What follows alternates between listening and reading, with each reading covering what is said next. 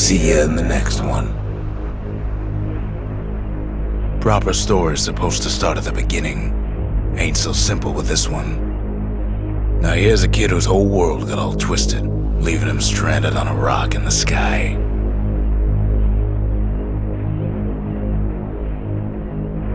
He gets up, sets off for the Bastion, where everyone agreed to go in case of trouble.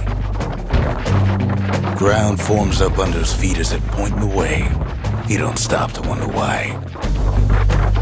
Finds his lifelong friend just lying in the road. Well, it's a touching reunion.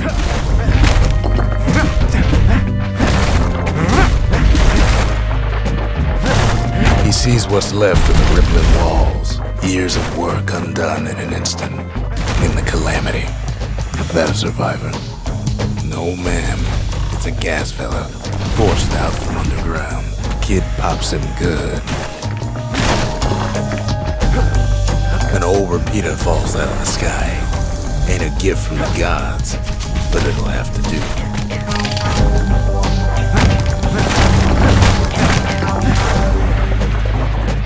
Kid's worked up quite a thirst by now, so that fountain looks real inviting. Sometimes you just need a drink. A school of squirts tunnels up around him. Must have fled here from the mines.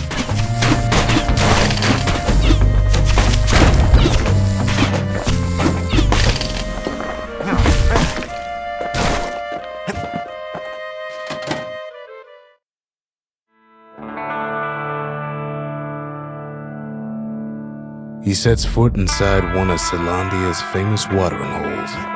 Wait, haven't I? Anyway, Ronde's place just brings back memories. Ronde always wanted his ashes scattered here. Then Kid finds his trusty shield.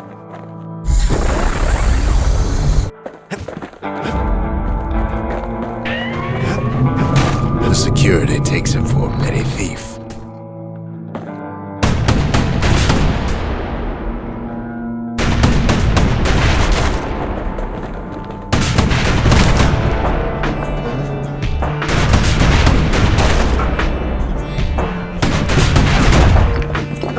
Special delivery, gas fellas.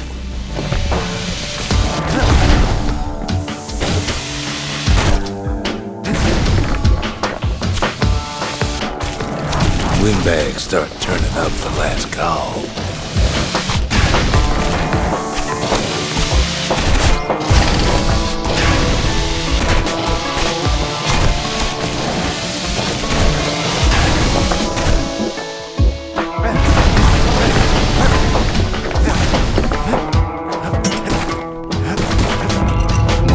Start coming out of the woodwork.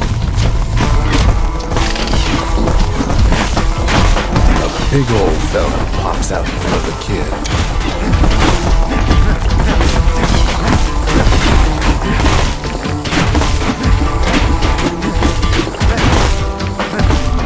Kid sees the way to the Bastion out the window. It's a bit of a drop.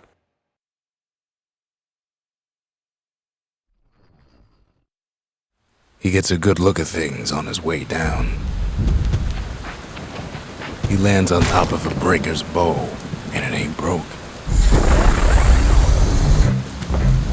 Kid spies a good perch for some target practice. He knows he should draw the string all the way back.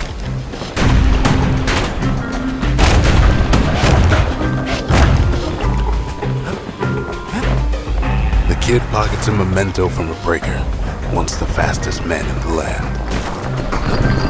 Good news is the emergency defenses still work. Bad news is they're aiming for the kid.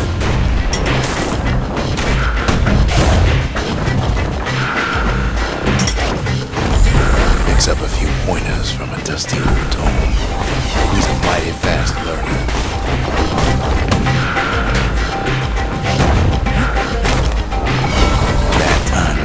Black tonic.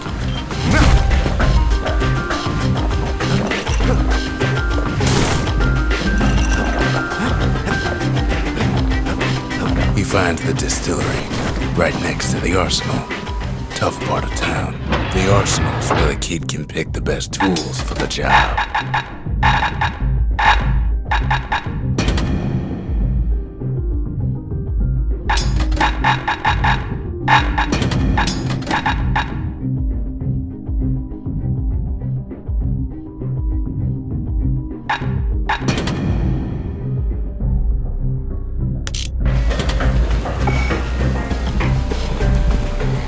One sip of the spirits in that distillery, and the kid'll feel like a new man.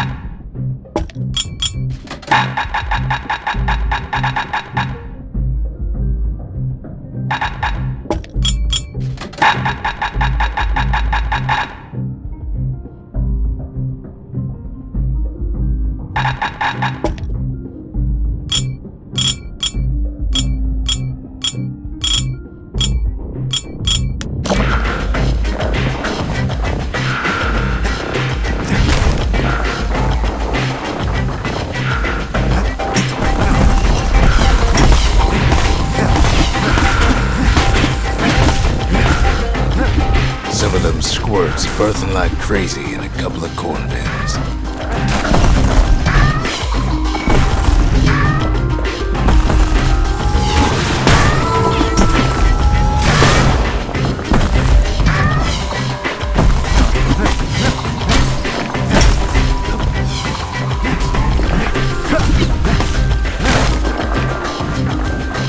That one was Maud, the tutor.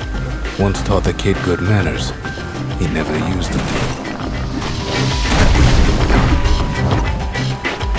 An old ferry barge sends the kid on his way.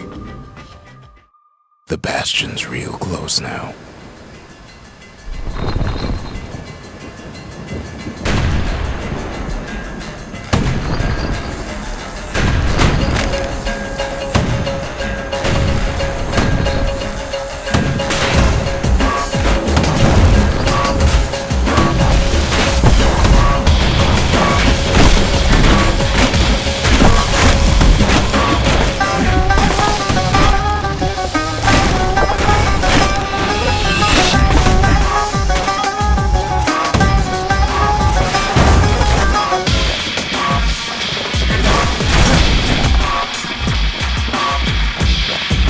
Takes a chunk of alloy. Smell of barley and spoiled blueberries fills the air.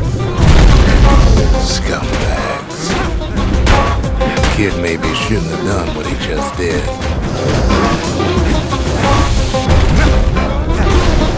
Kid puts him out of his misery.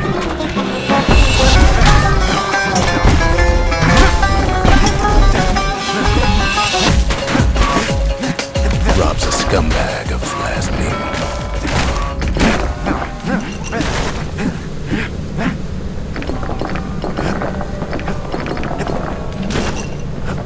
Finds the core to the wharf district. He steals the city's heart. Might as well.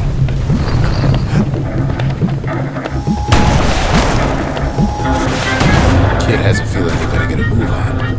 The place is starting to fall.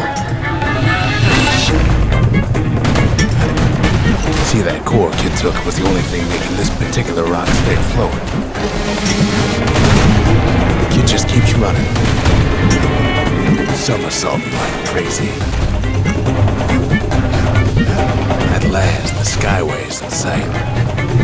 Whisks him where he needs to go. Now the kid sees something stranger still. His mind races. Did anybody else survive? Sure enough, he finds another. He finds me. We talk for a spell. There's a bit of the Bastion's power in that crest. Enough to point the way to the cores. All I tell him is to set that core of his on the monument there. then watch.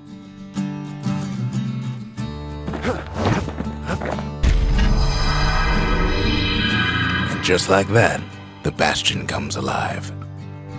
Starts growing again, growing stronger. Kid's gotta put its power to good use. Now the Bastion can send him even farther into the wild unknown.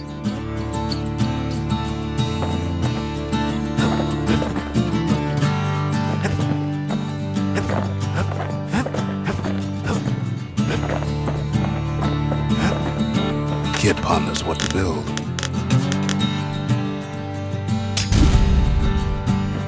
Behold the Pantheon.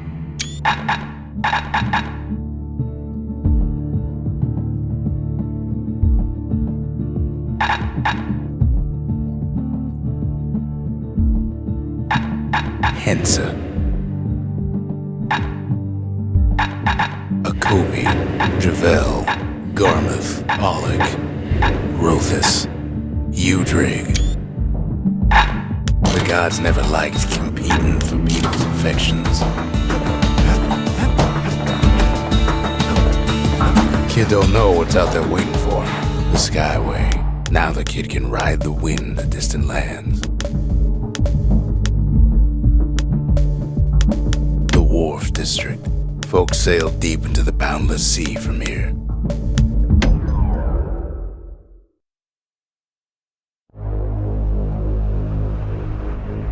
Now he lands at the intersection between bad and wrong. Ought to be a core down one of these twisted streets. But which one? He heads for the Squirt Steps. Won't be no field trip this time.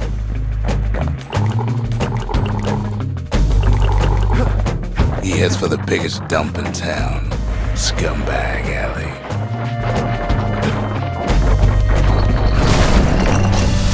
No white gas fellas all dress alike. The kids wondering the same thing.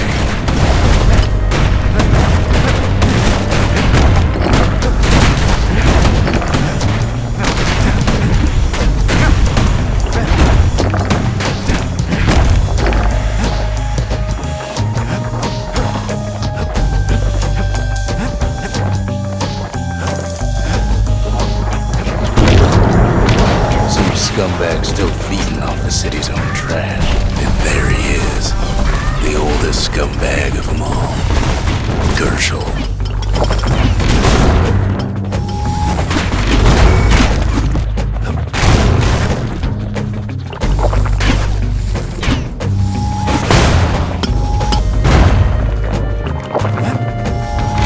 The calamity ain't done much for Gershel's sunny disposition.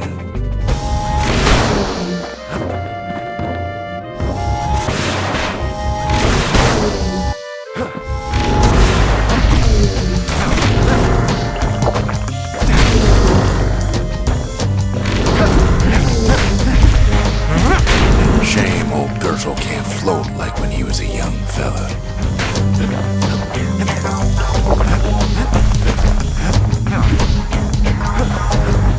No core, no surprise. Like the gas fellas are hiding it from him.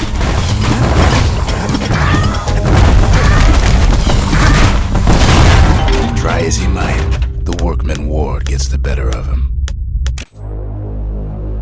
Time to get what he came for and get on out. He heads for the biggest dump in town, Scumbag Alley. Some scumbag still feeding off the city's own trash. And there he is, the oldest scumbag of them all, Gershel.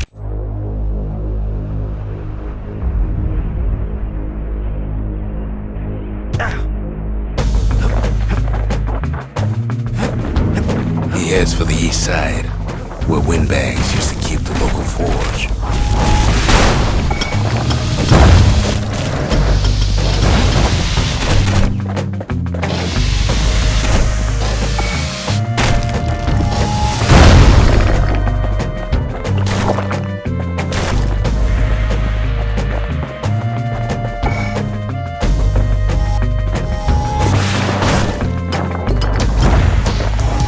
Inside the forge, Kid can fine-tune those instruments of his.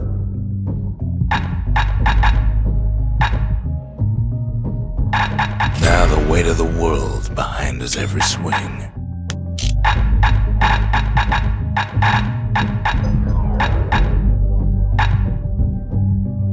Now, who would have taught a kid to do a thing like that? First step to learning the Calamity Cannon is knowing about the machinery overrides. Good thing I didn't throw away the manual. Core ain't here neither, so he's gotta guess again.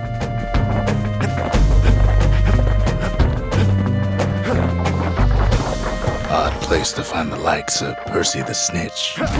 Never much cared for that big wide grin ahead.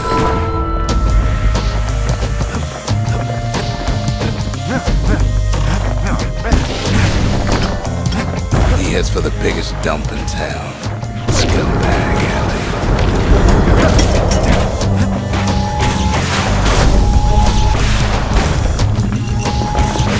And there he is, the oldest scumbag of them all, Gershel.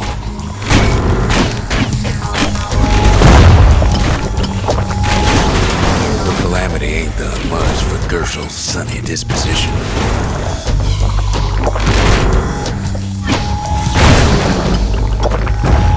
They always said old Gershel wouldn't go without a fight.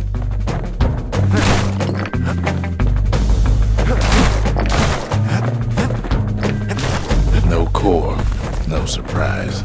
Like the gas fellas are hiding it from him. He heads for the squirt steps. Won't be no field trip this time.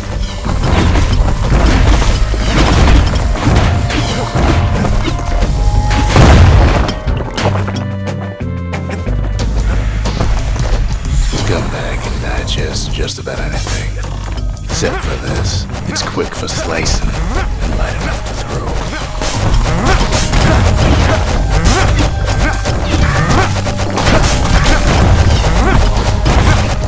They say even the most rambunctious squirts can be tamed. No sign of the core here.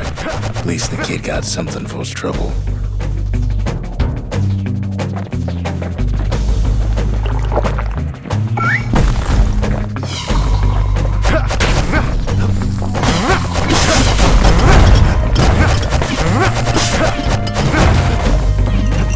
Them squirts just don't know when to quit.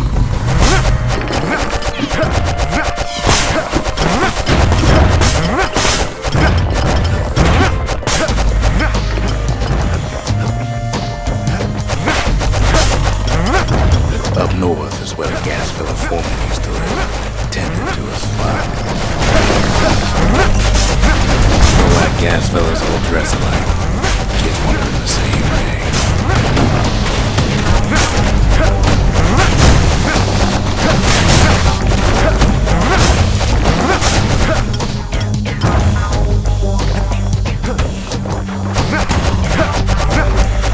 And there it is, but it's locked down tight in an alloy cage. Blustery old foreman's keeping his fellas in check. And now there's a new marshal in town.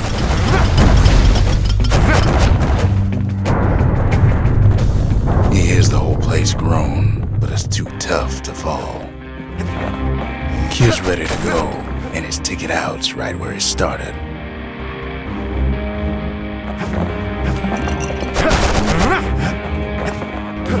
The rest of the path is gone for good, and his city crest won't bring it back.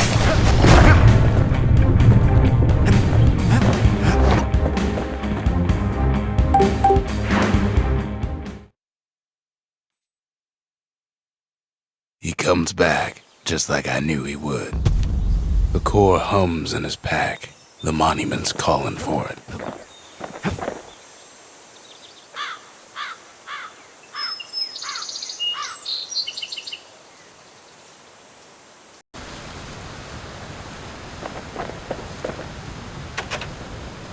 The windbags used to be alright. Then the Calamity took the floor out from under him.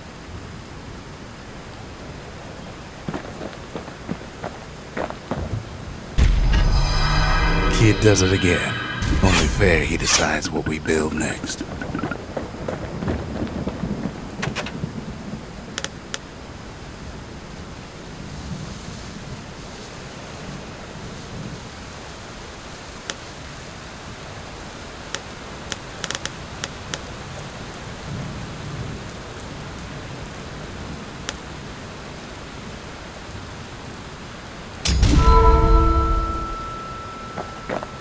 the memorial. The kid can pay respect to the old world and earn it in kind. The Mancers, they knew everything, even if it cost them. The Valediction, just another one of my sketches. Nothing more. The Masons, we built the city strong. Now there's only two of us. The Slingers, the Wilds with their calling. The inspiration, a forge can fashion anything.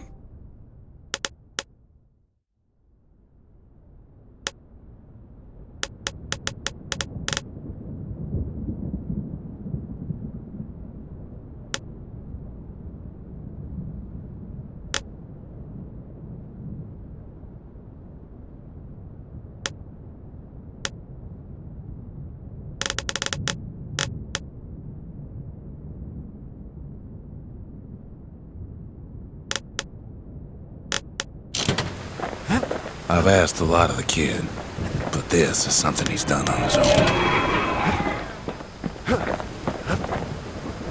Picked up traces of other cores while the kid was out.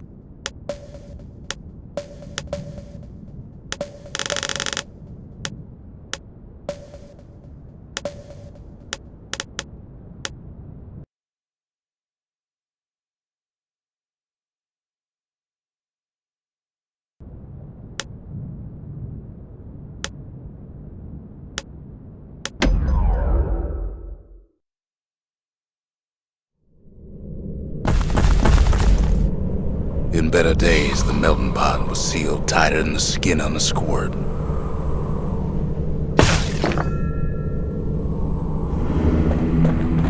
Of all the plans to survive the calamity, it had to be stab weeds. Blasted things hurt like a broken heart.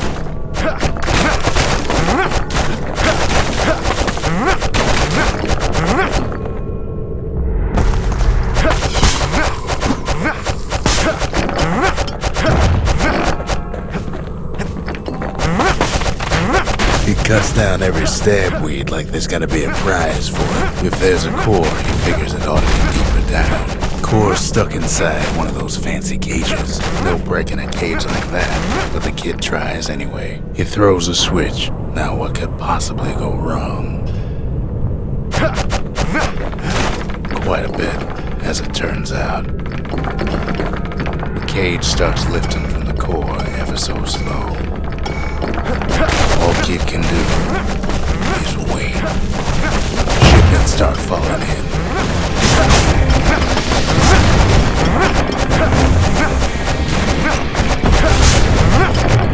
Not every squirt's born mad. Some spring to the kid's defense.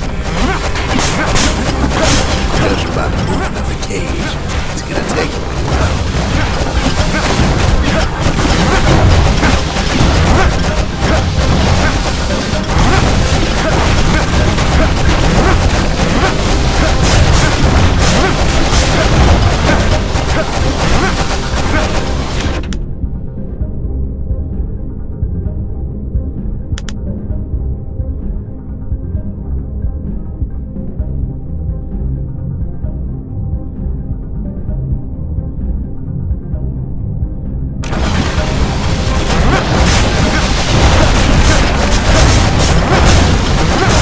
Scumbags don't take kindly to interlopers.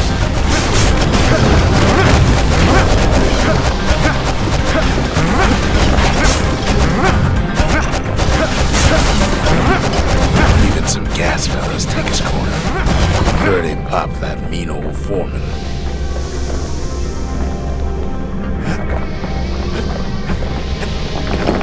At this rate, maybe 5 more minutes, maybe 30, hard to tell.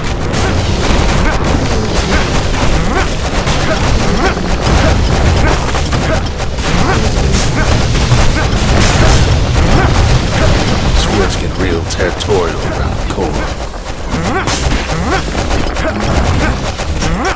Then a shipment of free samples shows up.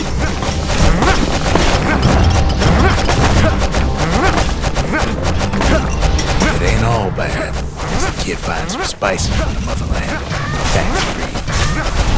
One thing's for sure, that cage is awful heavy.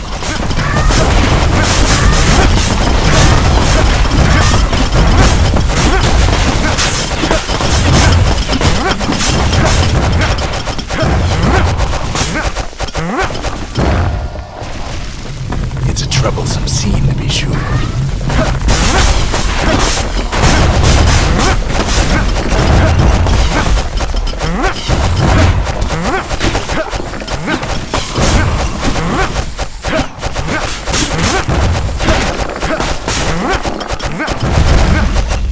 A few moments left and the core goes free.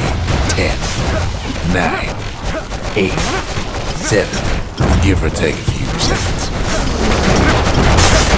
Finally, the core's within reach.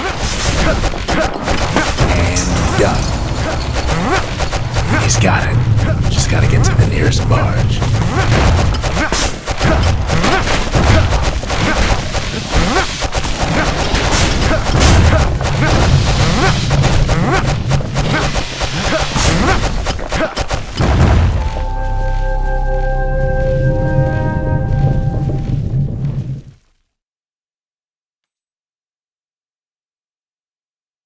I still remember the look on his face after that one.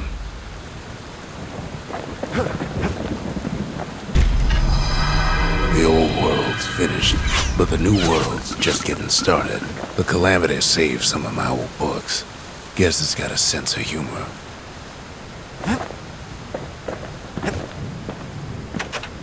Folks voyaged across the boundless sea to found Ceylondia. It was good living here for a while.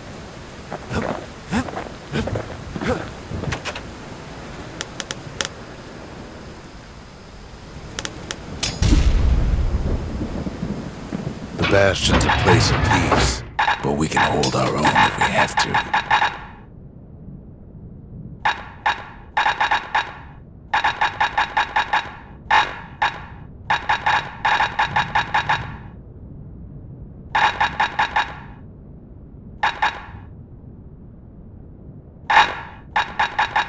Seen a lot of strange before, but this takes the cake.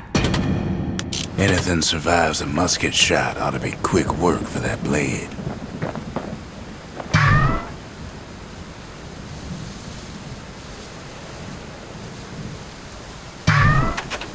Some things just ain't meant for this world, but who are we to judge?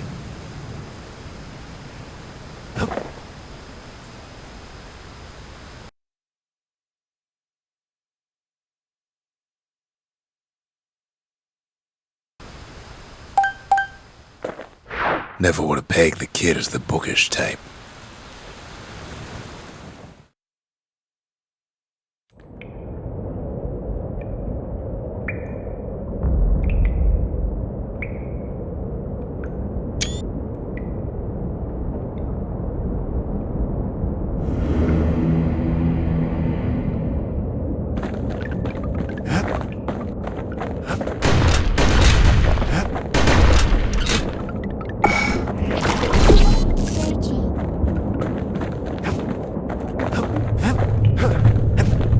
You don't get to be my age without learning a thing or two about what's what. But the most valuable lessons come early in life.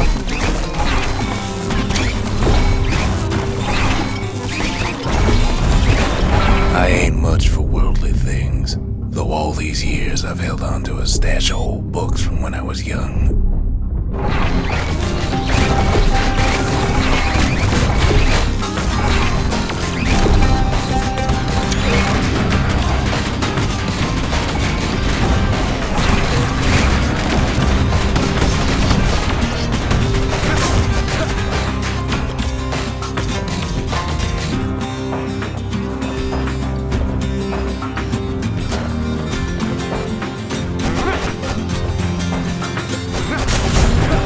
There's one old book in particular I still like to read from time to time. It covers the important things, in a manner of speaking.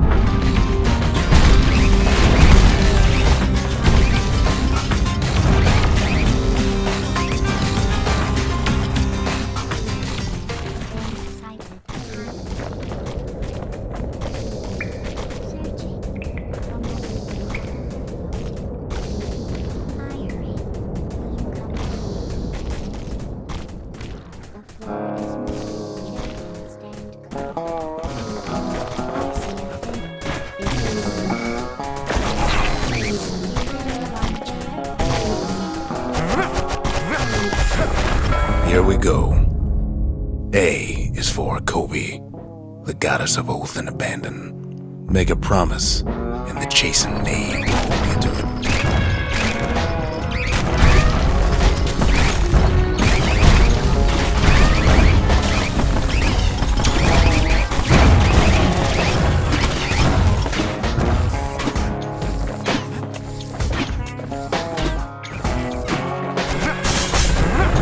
B is for Breaker. He's faster than a fork of lightning, and his aim is always true. If news needs spreading, tell it to a Breaker.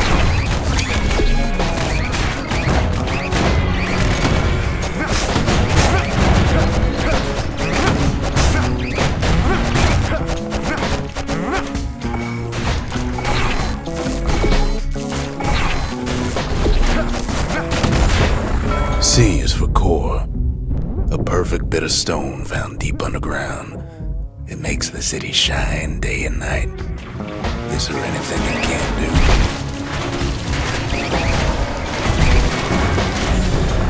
do? D is for Dreadrum, a potent spirit brewed from a foul-smelling plant that grows in the wilds. One taste will sharpen your senses.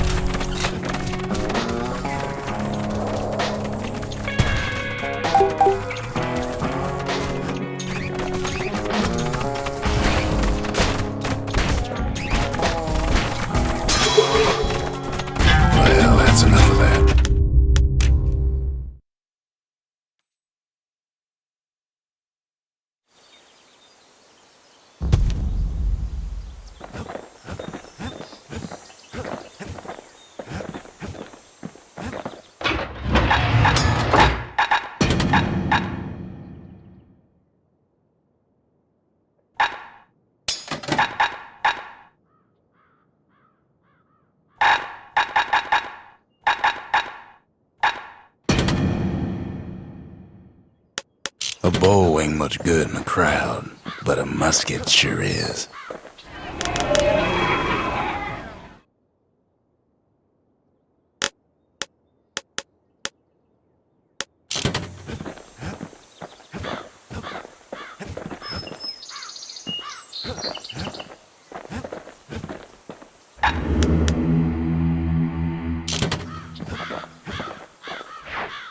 Oh, those books ain't as bad as they look.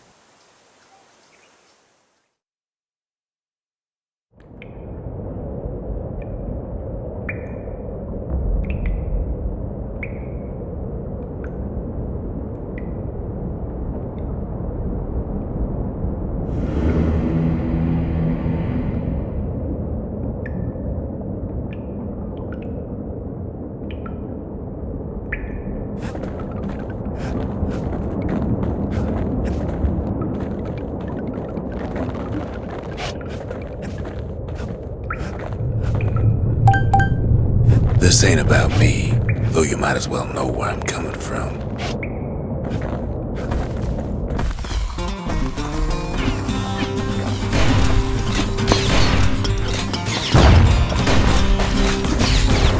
I ain't much for worldly things, though all these years I've held on to a stash of old books from when I was young.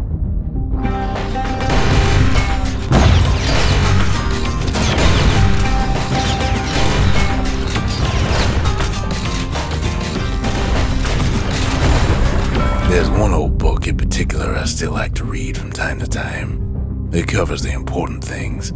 in a manner of speaking.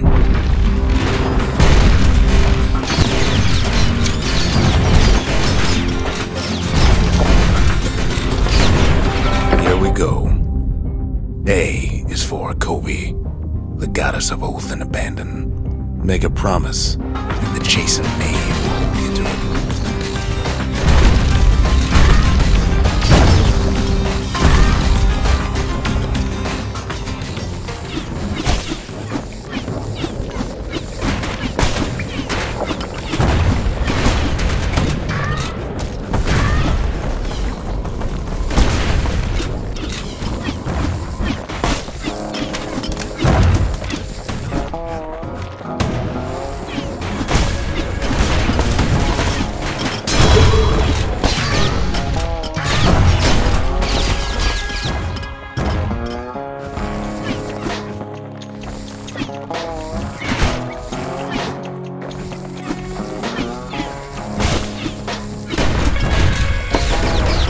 B is for Breaker.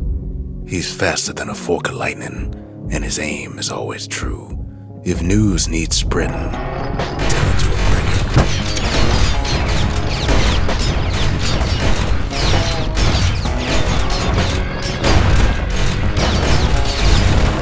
C is for Core, a perfect bit of stone found deep underground.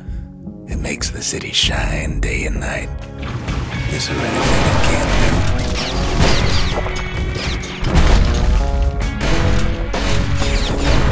D is for Dread Rum, a potent spirit brewed from a foul-smelling plant that grows in the wilds. One taste will sharpen your senses.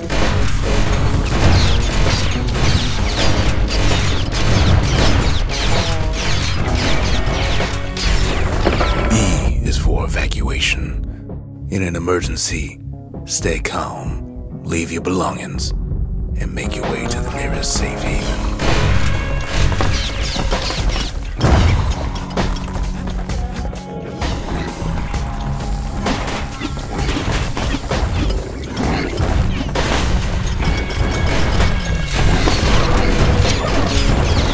F is for Foundation, a solid plot of land for building anything you can imagine. Even grand ideas start small.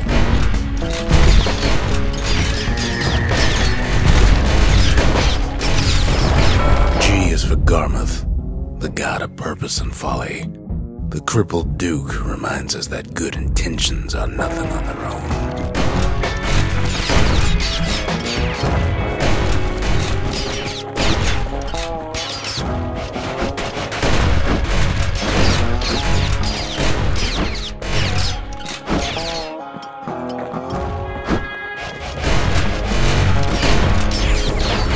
H is for Hensa, goddess of pain and pleasure.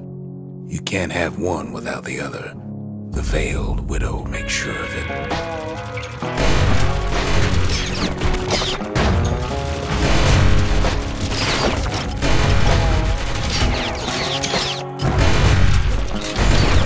I is for In Case of Trouble, a song grown famous across the land, dedicated to the pioneering spirit of Ceylondia.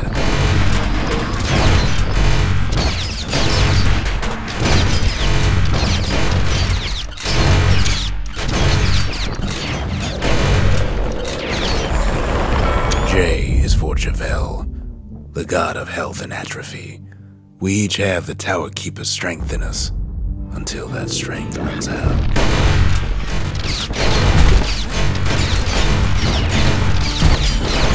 K is for Kid, a guy or gal just like you. Don't be in such a hurry to grow up, since there's nothing a kid can't do.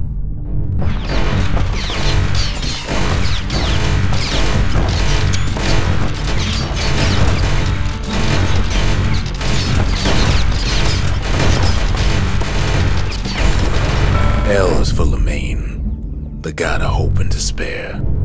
The Mason King knows that success and failure are all in the mind.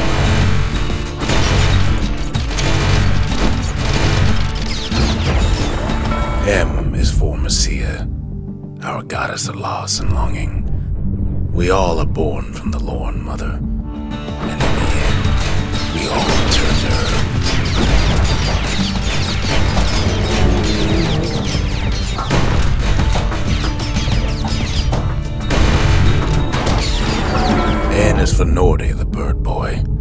was always there to bring a smile at the hanging gardens, thanks to his feathered friends.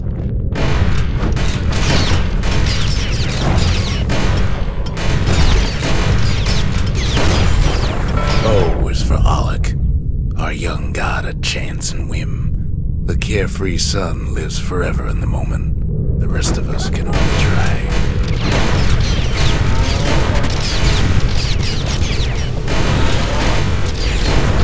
P is for Pith, the god of commotion and order.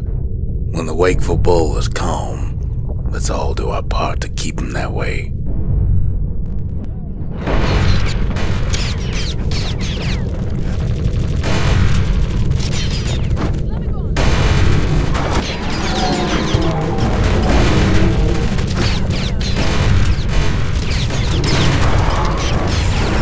Q is for Queen Anne, the notorious ankle gator from the wilds. She can even dig her way into rotten children's dreams.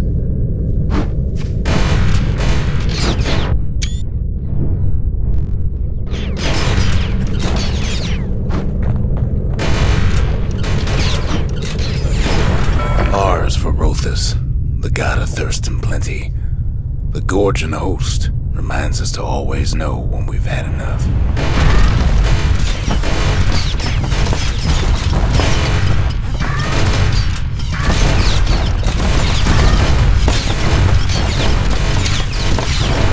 S is for Scumbag, a big lumpy old fellow who sidles about. He loves eating trash. Just be sure to keep a healthy distance from him.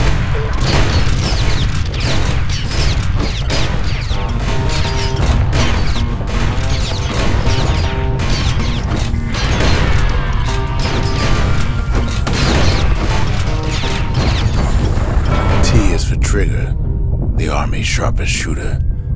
Take pride in Ceylondia's mounted soldiers. They risk it all to keep us safe.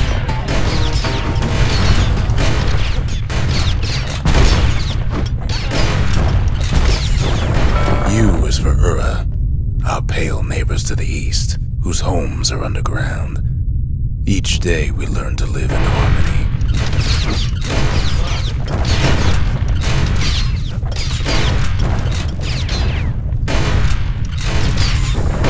V is for Vigil, an act in remembrance.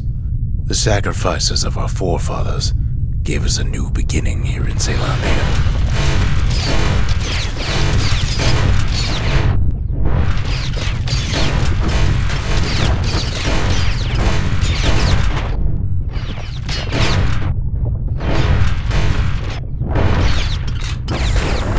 W is for Weepin' Nelly, the Langston River's fastest little ferry barge. We couldn't have crossed that river without her help.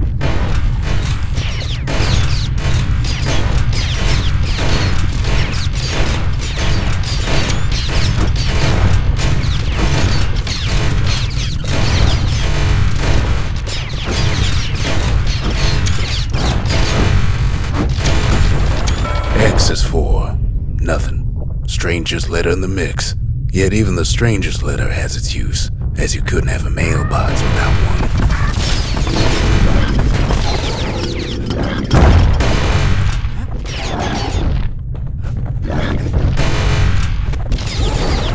Y is for you, Drake, the god of impulse and bravery. Each time the morning stallion stamps his hoof, somebody out there makes up his mind.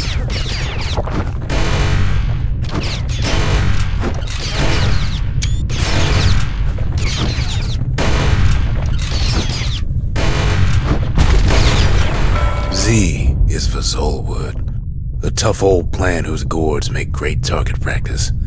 Whatever you do, don't eat 'em.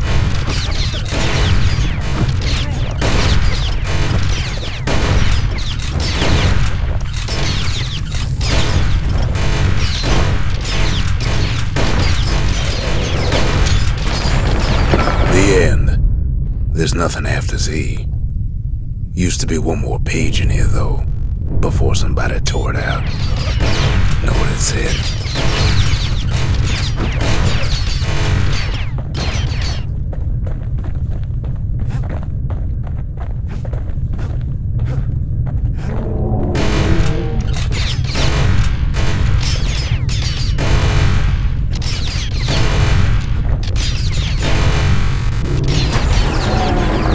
page of this book was about the author. Didn't say much, but the imagination has a way of filling in the gaps.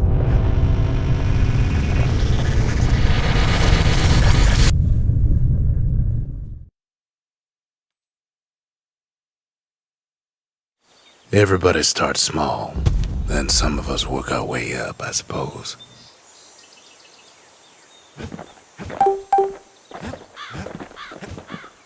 Can't be too careful these days.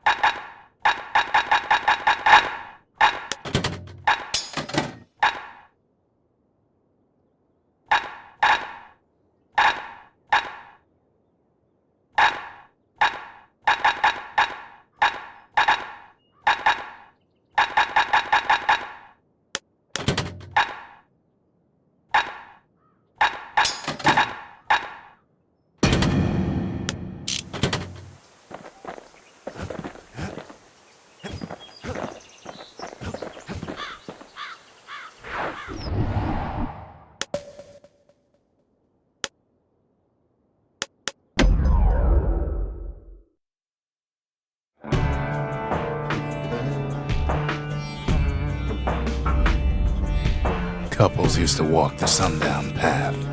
Kid ain't here for pleasure, though.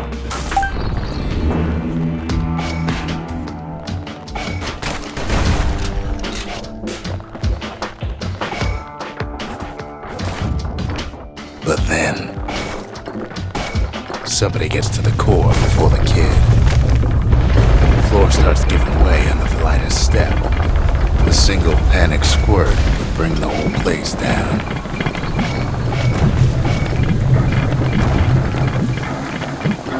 Fragments of the old world rain in the sky.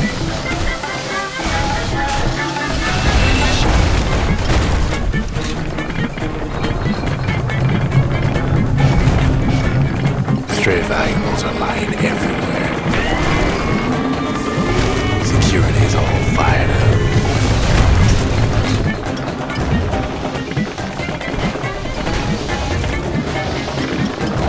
See, the path was intended for leisurely strolling and such. Not so much for noise and tomfoolery.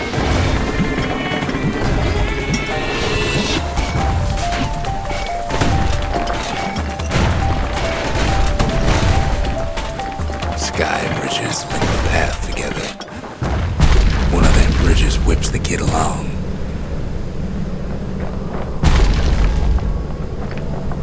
Finds a spyglass, like the ones they'd use to search the stars.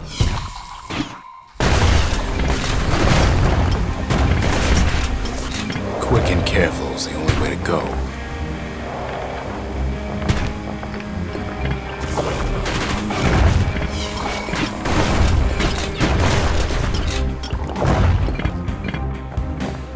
But calamity changed everything, even where the wind blows.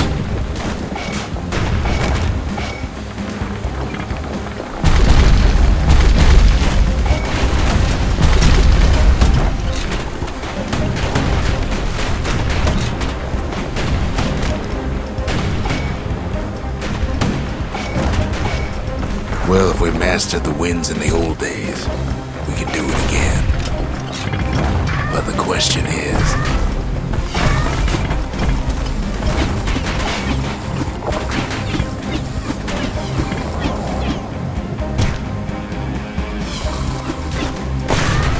who else could have taken the core?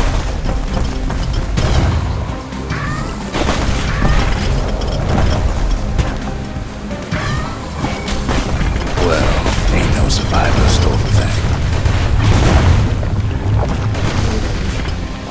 Scumbag ate it by mistake.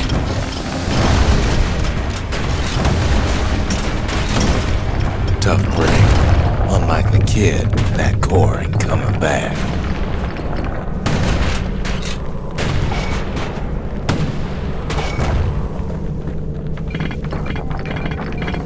they used to ship live munitions down the path.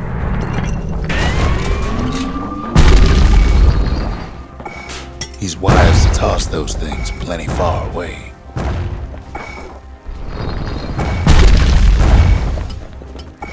Even gas fellas need some shut-eye from time to time. They get real cranky when they wake up.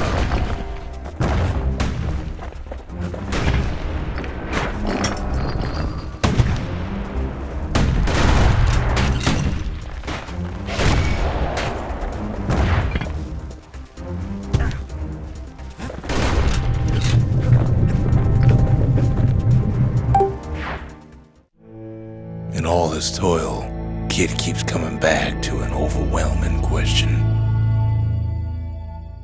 Who else could have survived the calamity?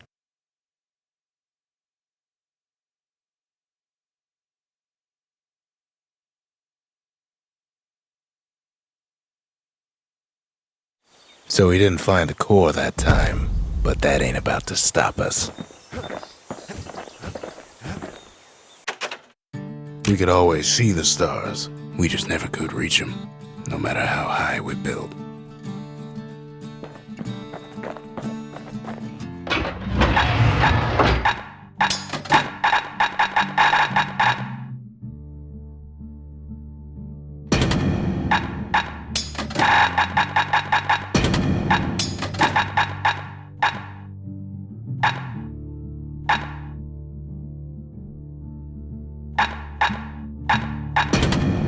Machete and carbine still go well together, just like in the war.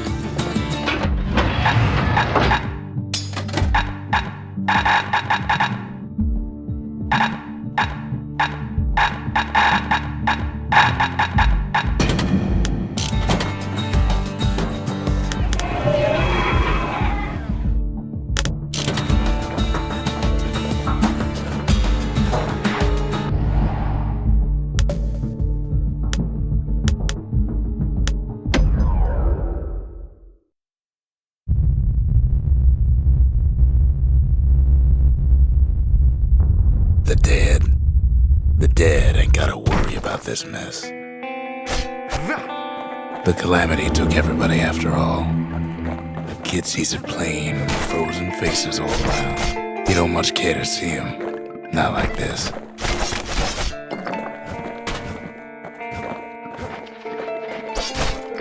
These folks never saw the calamity coming, but someone did. Someone close. Someone who ain't like Mr. Dangling and his kindly wife. It was someone like him. It's a snag or two trying to get to him.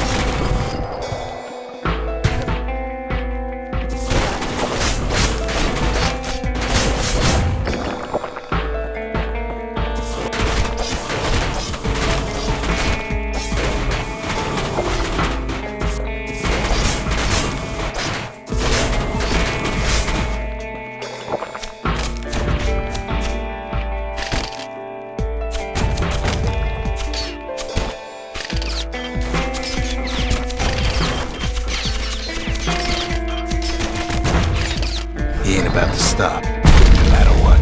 He's got so many questions after all.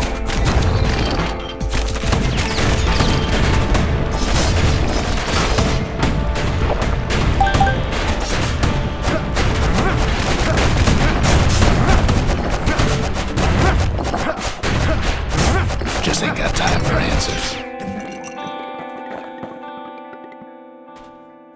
The Thunder brothers didn't make it. They never saw what it was like beyond the walls. Nor did the bird boy. Didn't make it.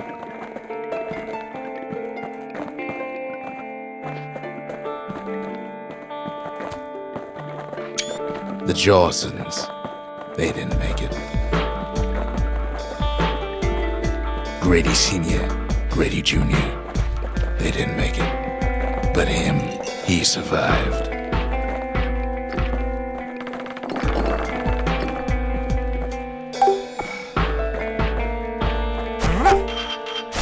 Kid finds proof enough that man ain't from around here. Just think, without that man, we wouldn't be here right now, would we?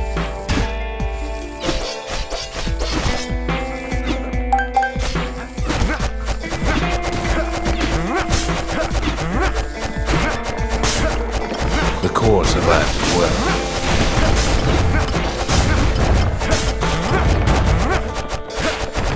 Kid does what he has to do. What do you say to a man who's seen too much? Kid hasn't a clue, but he says this: we have to go. Please.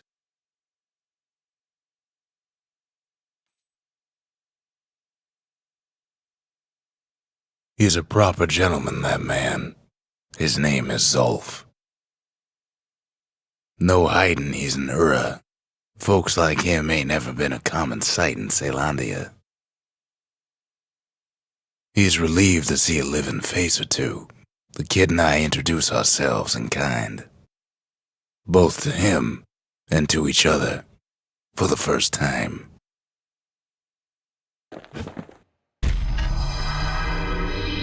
The cores, they remember. That's why this place is coming together. That's why things are gonna be alright. Well, look what we have here. A lot of things need fixing up in this world, and we can start right here.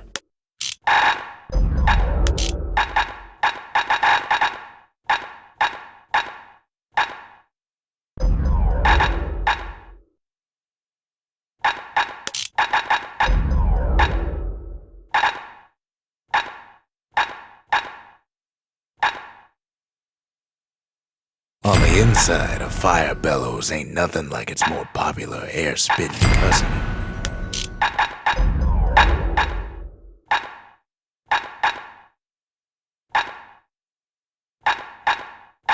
Taught him an old trick from a galleon gunner I once knew. The Armada sure could have used one of these back in the day.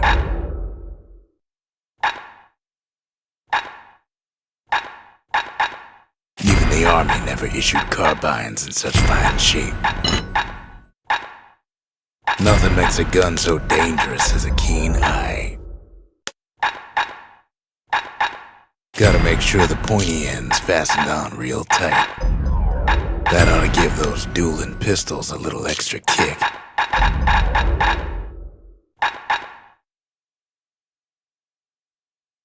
His bow's looking lean and mean like a prize fighter.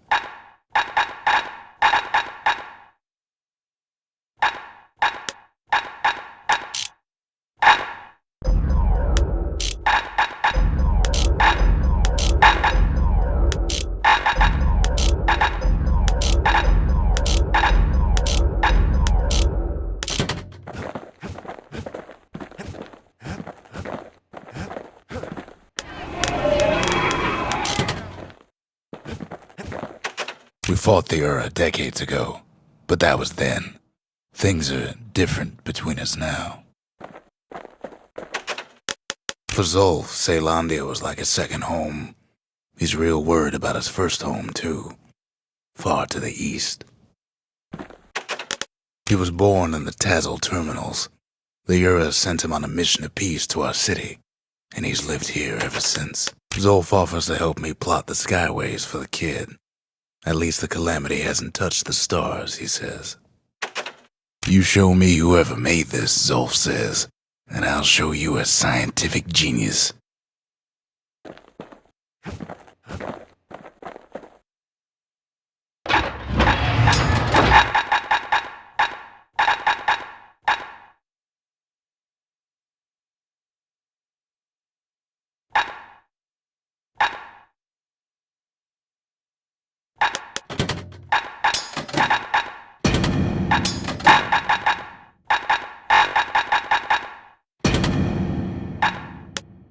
attacked by a kid with a machete and a mortar, you just keep on walking.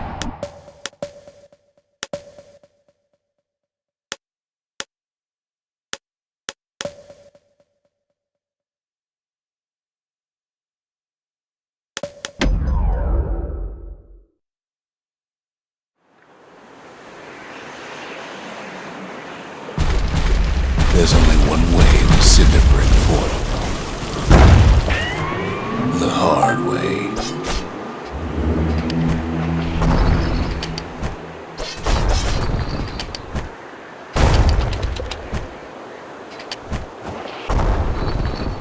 Sure, the city marshals may be gone, but now the fort's crawling with big bags.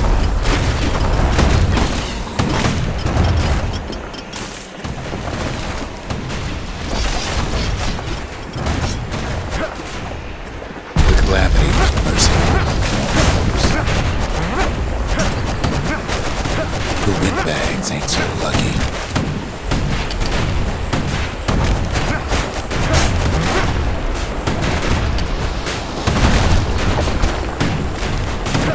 They've been left to freeze or starve or face the kid.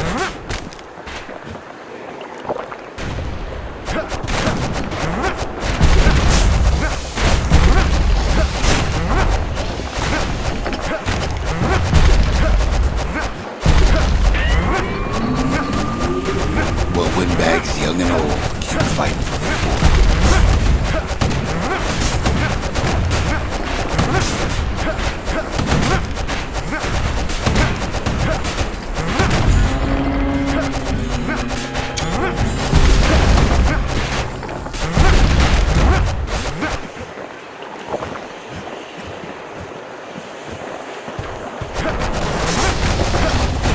At least the marshals left the kid a pardon me.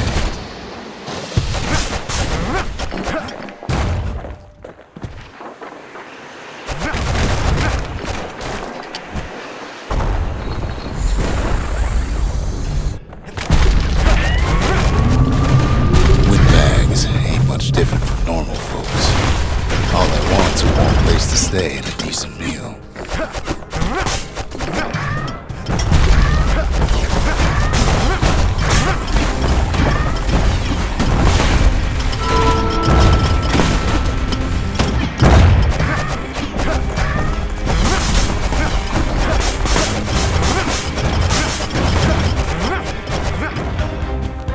The Calamity drove the bags topside. A lot of them wound up here in this very fort.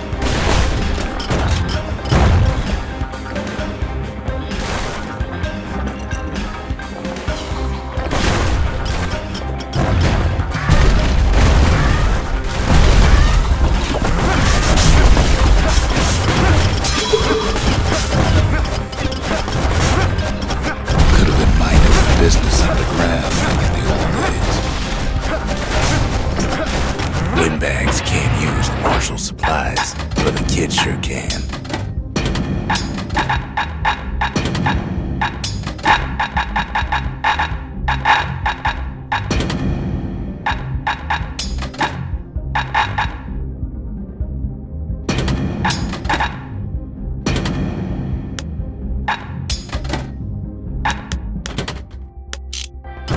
He stashes the marshal's prize. Goes back to something more his style. As for the windbags, Cinderbrick gave them enough heat and metal to munch on for a while, though the fort ain't theirs by right.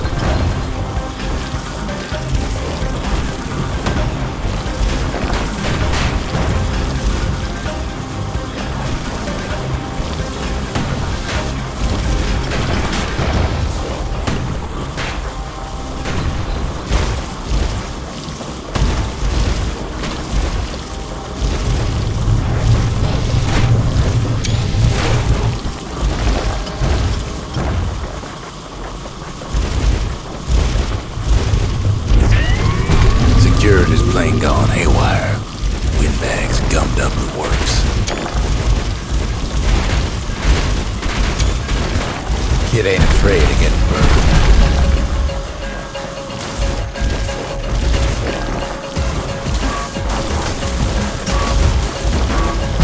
They trapped the kid in the middle of the forced parade grounds.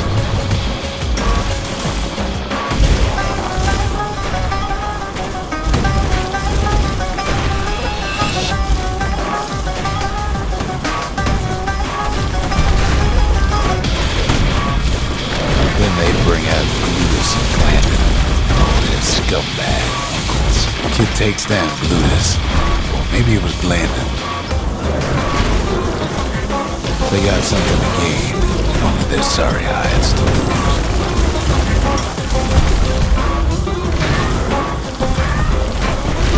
The windbags finally get the message.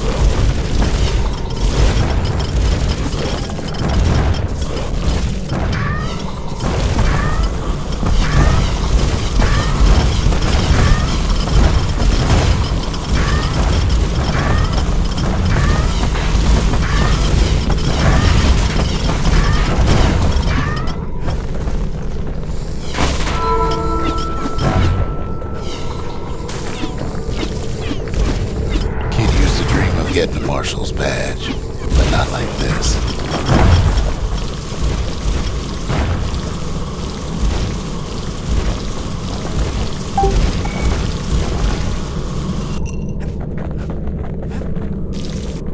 The Skyway's a welcome sight after all that. And now ain't nothing left for nobody down at Cinderbrick Fort.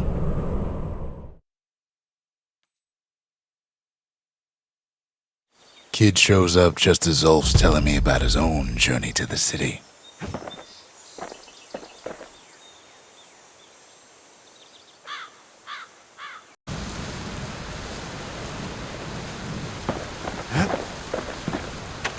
The marshal seemed like good men, he says. They treated him with dignity. Zulf brought his antique smoking pipe all the way from the terminals. Zulf's travels ain't much compared to what the kids had to go through for all this.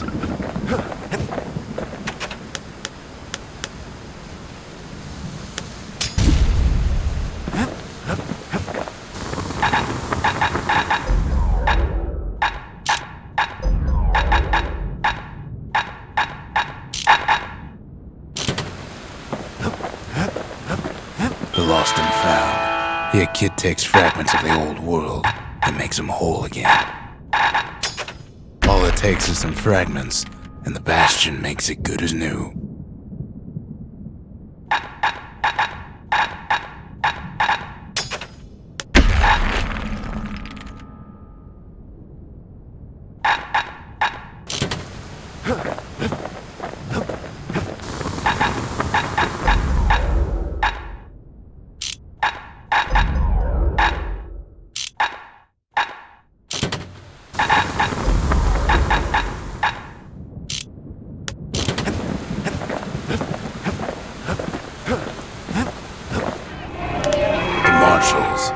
kept the city's peace. They can rest easy now. The Breakers, ain't no one could outrun them, or their arrows.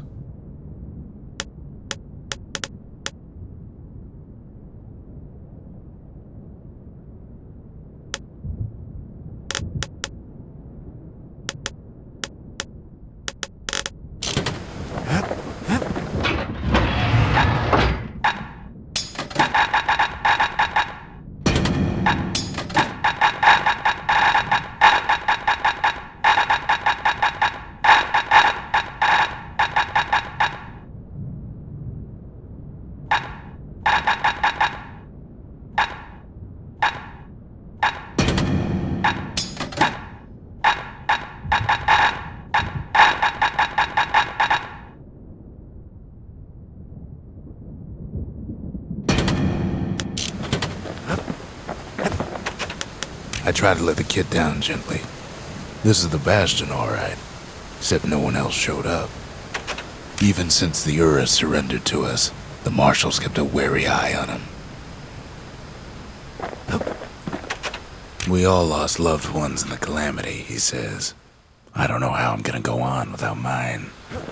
Seems the only thing the calamity saved for Zulf was his smoking pipe. Poor kid collapses after just one drag.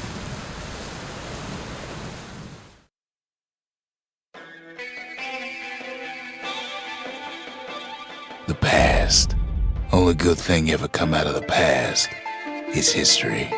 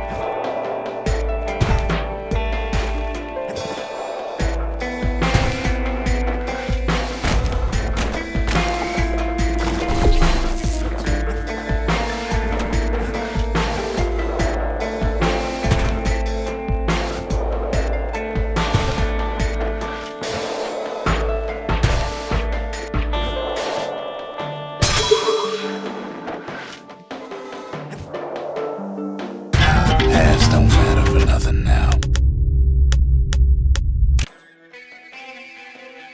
There's something you should know about the kid, but let me take it from the top.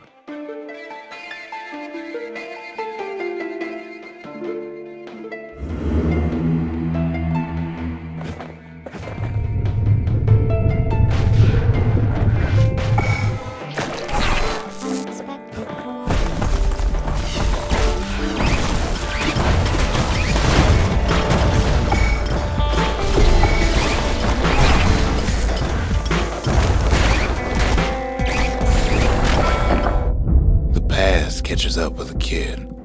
Hardly had a moment's rest since all this started.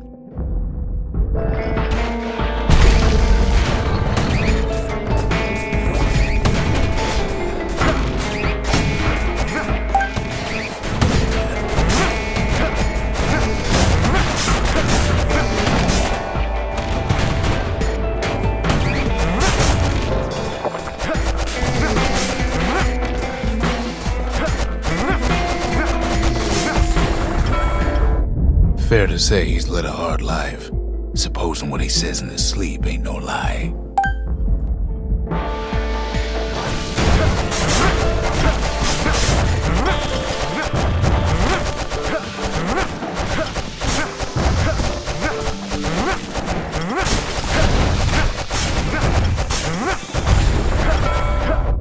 He never knew his old man, but he had his mama to take care of. Frail thing with pure white hair like his.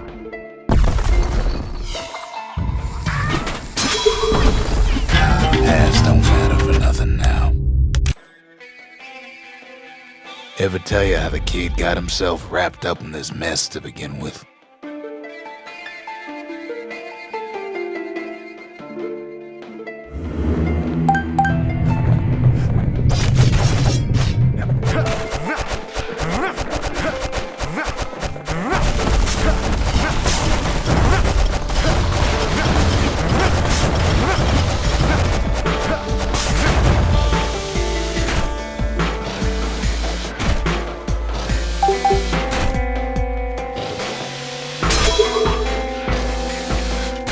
Past don't matter for nothing now.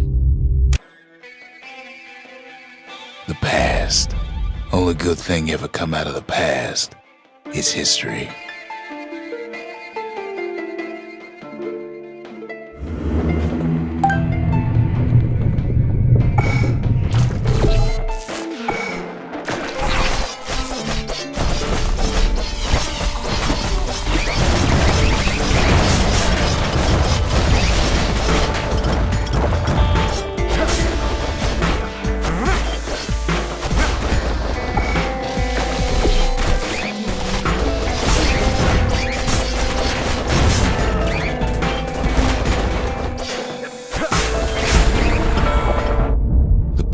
Catches up with a kid. Hardly had a moment's rest since all this started.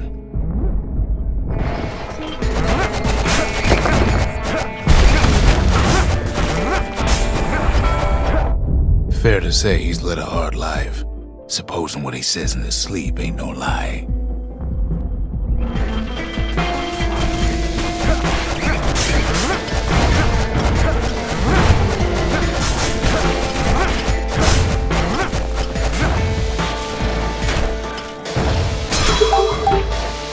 Past don't matter for nothing now. Ever tell you how the kid got himself wrapped up in this mess to begin with?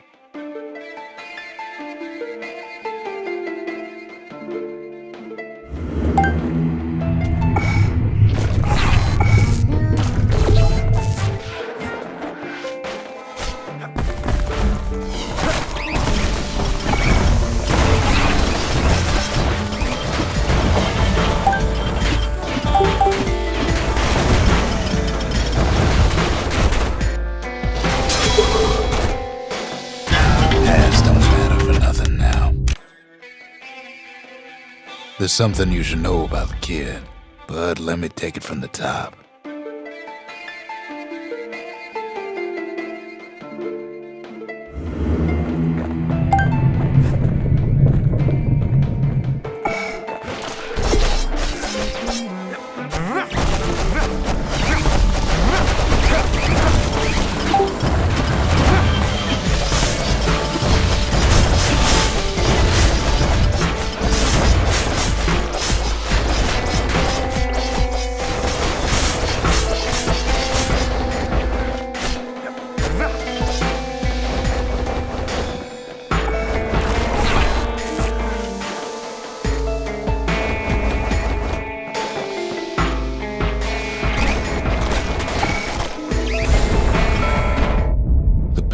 Catches up with a kid.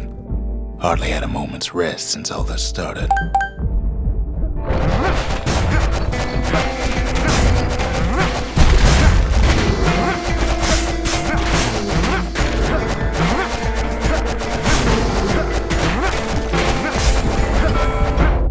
Fair to say he's led a hard life, supposing what he says in his sleep ain't no lie.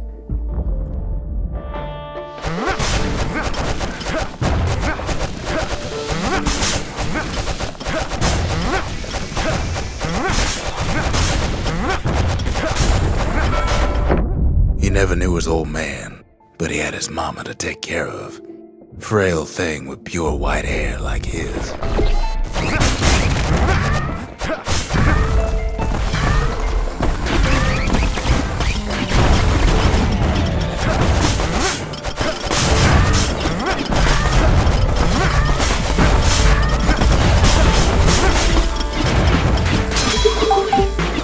Past don't matter for nothing now.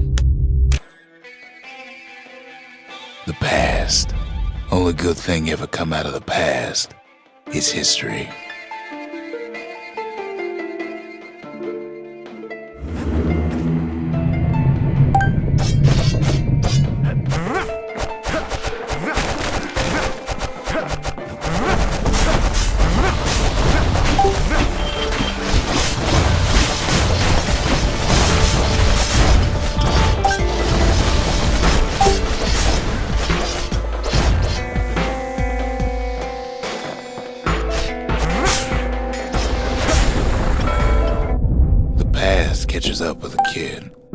Hardly had a moment's rest since all this started.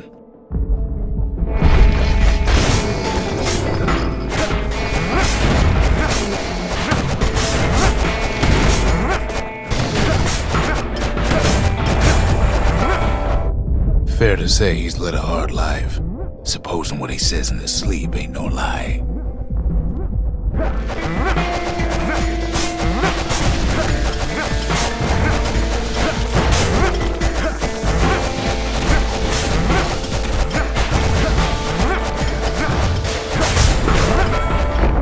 He never knew his old man, but he had his mama to take care of. Frail thing with pure white hair like his.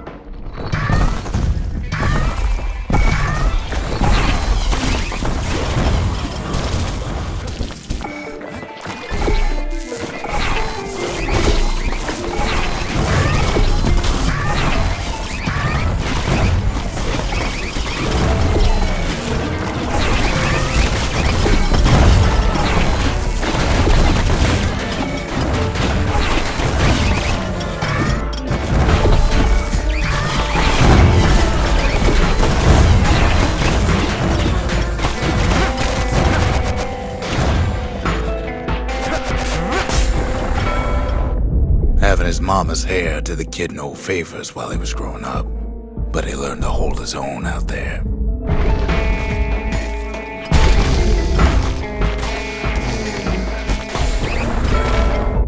School ain't working out, so the kid signs up for a turn on the rippling walls. Make his mama some money.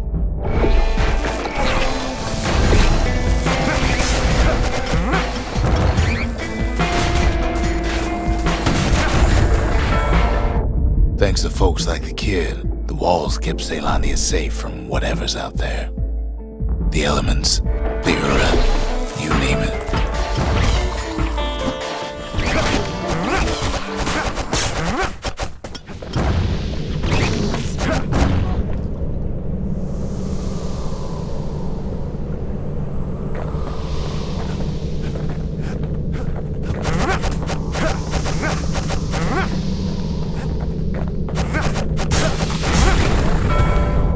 Once the kid done his time, he hurried on home. Turns out his mama's time was done too.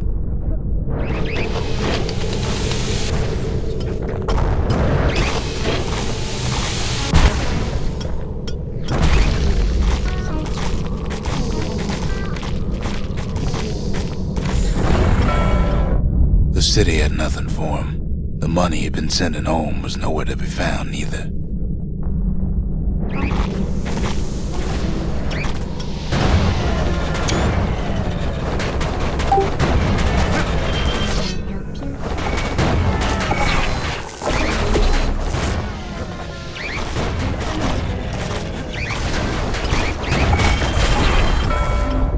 So what'd the kid do? Why, he went right on back to the walls for another 5 years.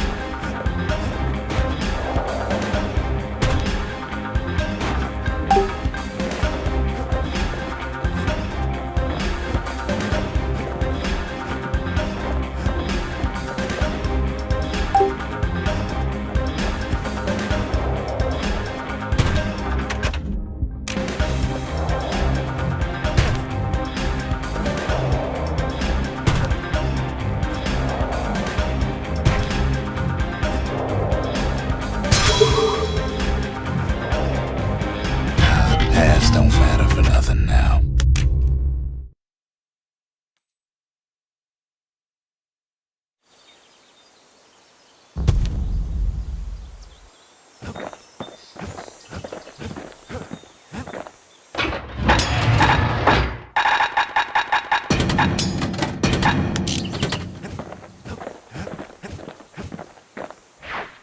Kid takes another drag, goes out like a light.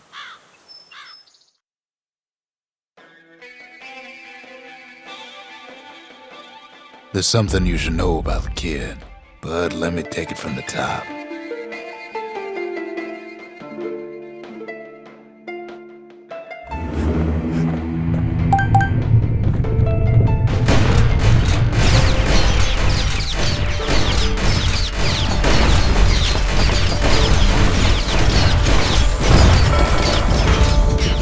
Catches up with the kid. Hardly had a moment's rest since all this started.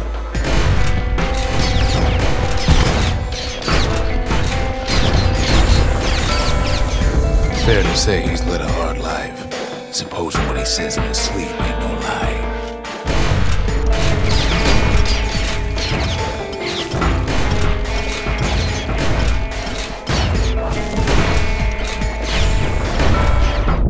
He never knew his old man, but he had his mama to take care of. Frail thing with pure white hair like his.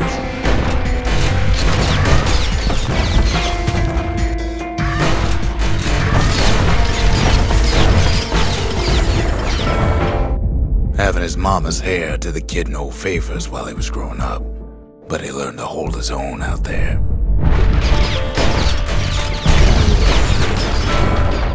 School ain't working out, so the kid signs up for a turn on the rippling walls. Make his mama some money.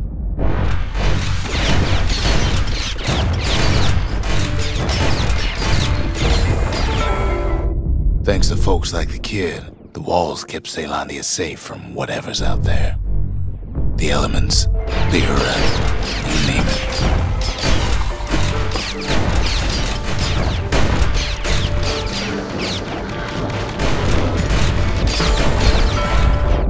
Once the kid done his time, he hurried on home. Turns out his mama's time was done too.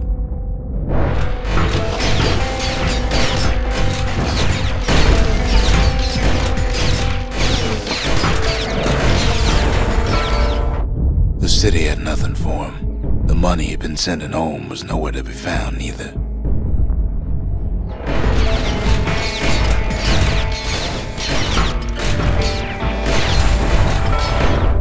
So what'd the kid do? Why, he went right on back to the walls for another 5 years.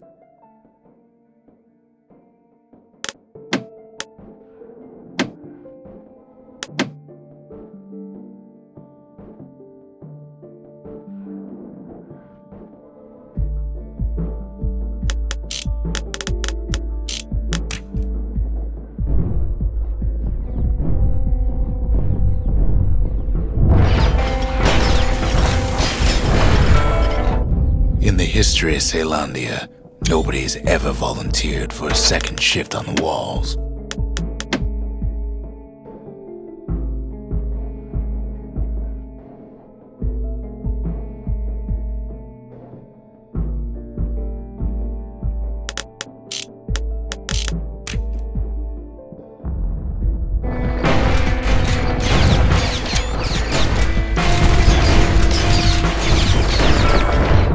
Out there, kid learned to fend for himself, learn to build, learn to break.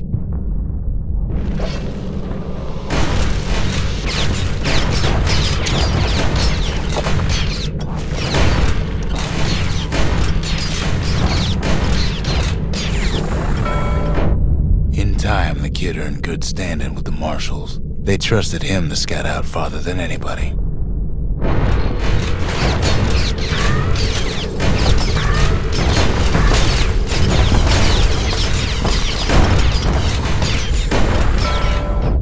One night, on one of his expeditions, the ground beneath him shuddered, cracked, and split apart.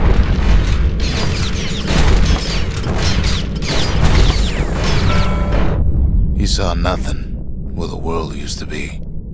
The calamity happened just like that.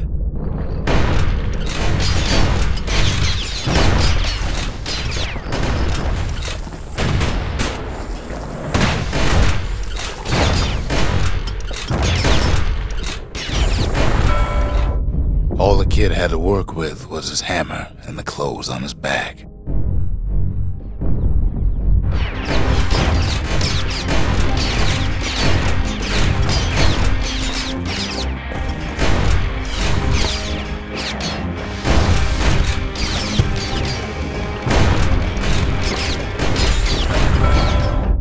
Through twisted streets, he ran with nothing but the city crest and an old stranger's voice to guide him.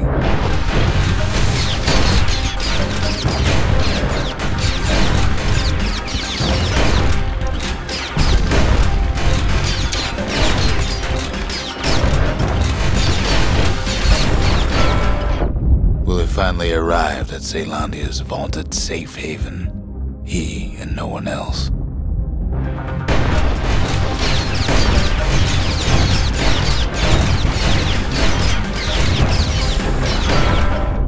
But then, all he got was more thankless work from a man who ain't even asked his name.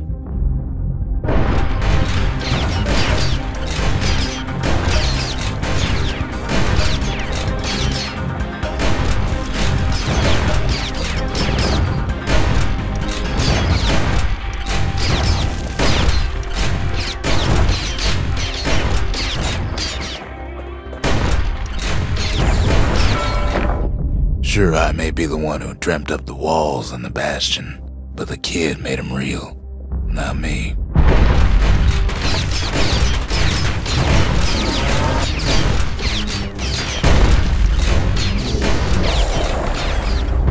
I'd like to say I'll never forget him, or what he's doing, what he's done. I surely would.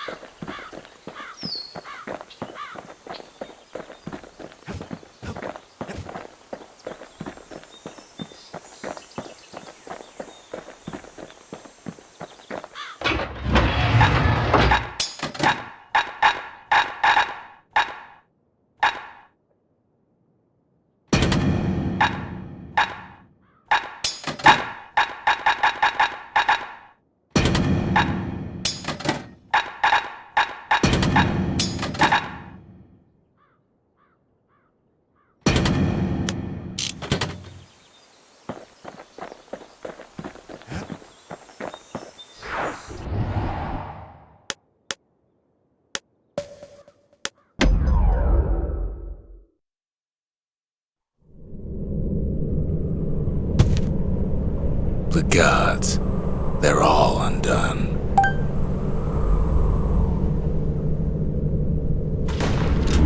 Kid says a little prayer anyway. Couldn't hurt, right?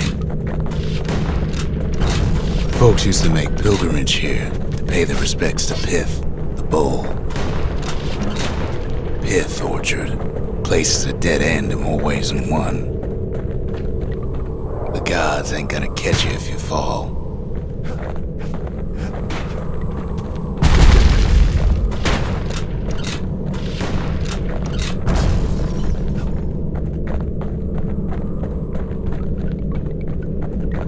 Well, the gods are long gone now, and the orchard core is long gone too. Seems Pith ain't much of a watchdog.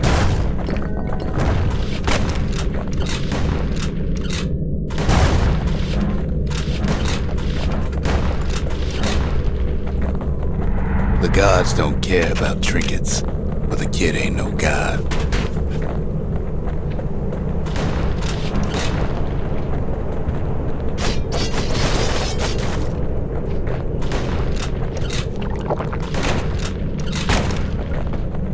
Kid stood for something once. Something real.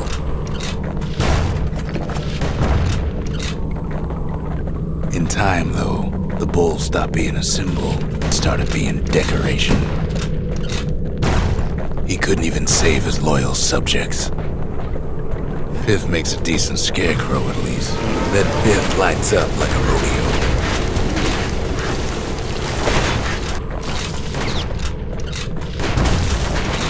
Ain't easy punching through his hide. Must have been guarding that shrine. So what'll it be? Invoke the gods, or tell them off?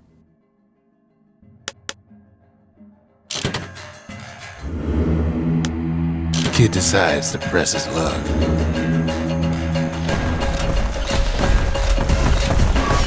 Well, if the gods are alive, they must be plenty sore.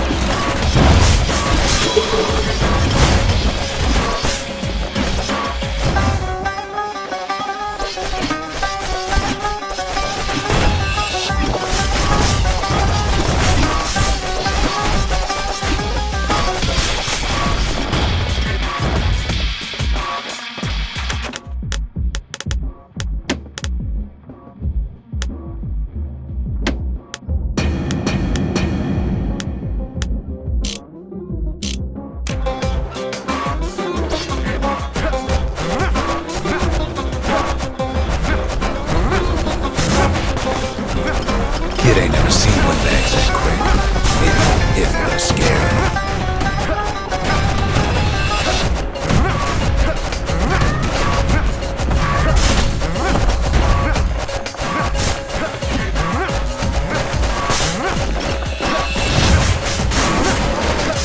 Kid passes Piff's stride. He's richer for it.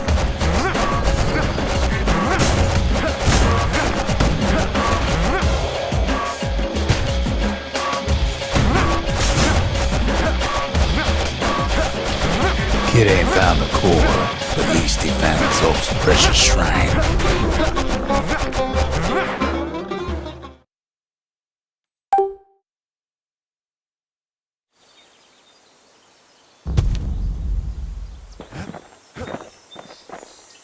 Zolf doesn't touch the thing. Says the god of commotion is no children's toy.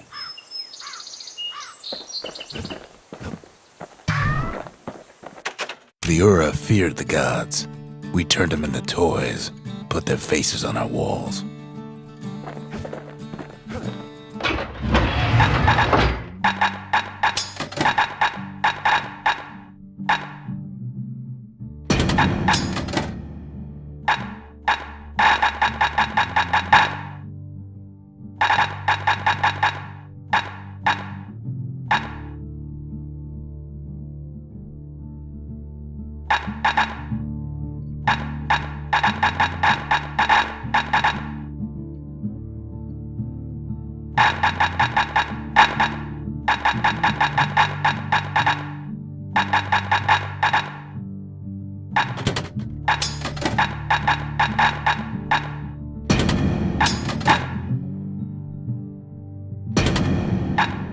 Normally I wouldn't care to see a kid with a pike and machete in either hand.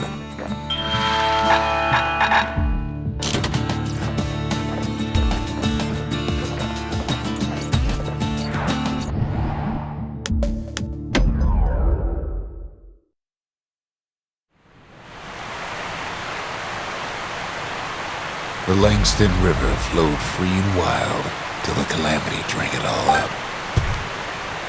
Maybe all that water just grew wings and flew off.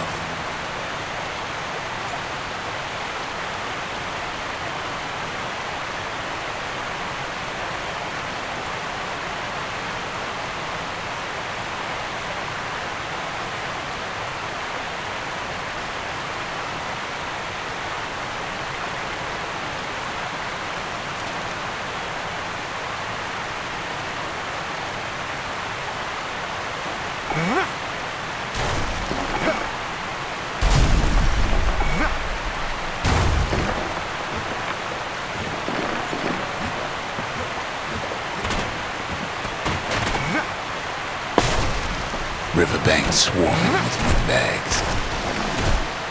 They're so bent on finding the core, they hardly notice the kid. Lucky for him, a certain famous ferry barge is still afloat.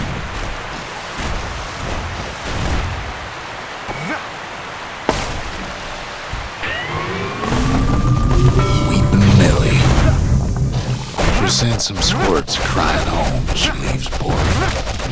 Maybe Nellie knows the way to the core. Maybe she can slip right past all the clamor on the coast. Or maybe not. A security skiff pulls up portside. Nellie's just another windbag to those guns. Just then, the windbags notice who she's sailing with. They're pretty steamed about what happened in Cinnabreak.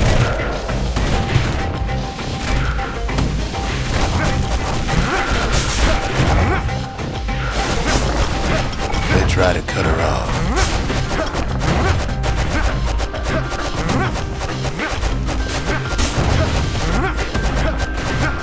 They try to slow her down.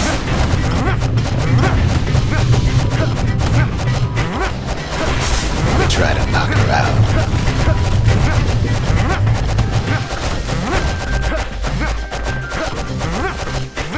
Well, Weepin' Nellie tries harder. Try as she might, though, she hits a snag. Kid's gotta help her get untangled. Favors for favors.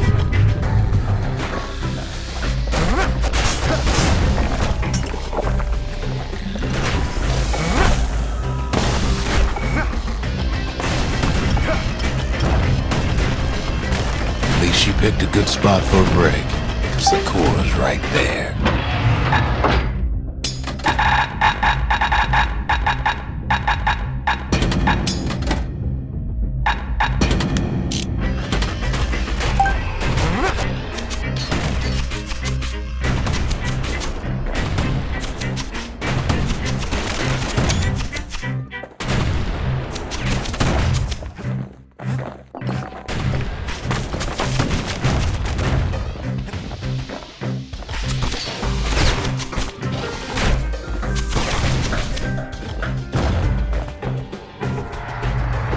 The kid hears an unusual sound, like 100 flapping wings.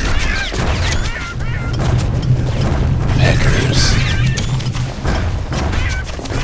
They've been watching his every move. They had their own eyes on the core. Why? Well, kid ain't got time to think it over just yet.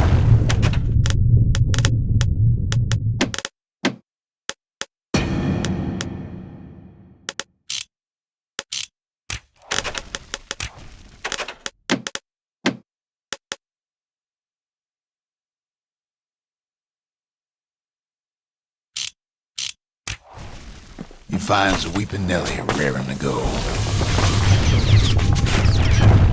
Turns out she's got a special surprise for the water getting rough. She's gonna need a little help with all them peggers. Traffic things think they're king of the roost now. Rest of us only wish we could fly in times like these.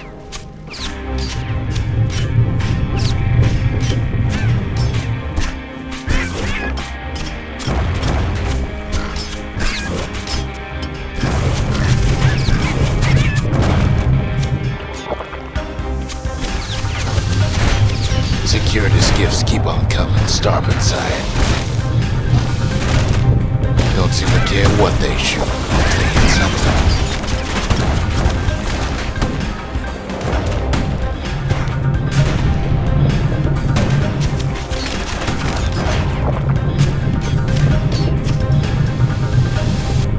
The windbags getting even better here.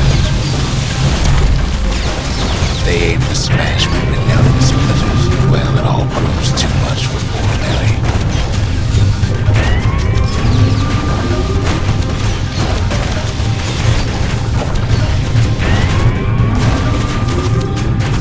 She's just gotta make one last stop. With her last breath, Nellie gets the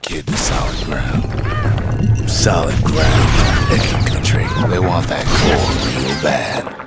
Kid shoes him off, no money back. Know how many times kid nearly fell off the barge back there? 5 times.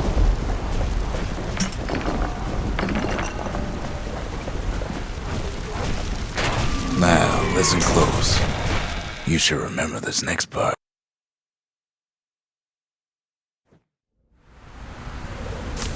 Why go to Prosper Bluff?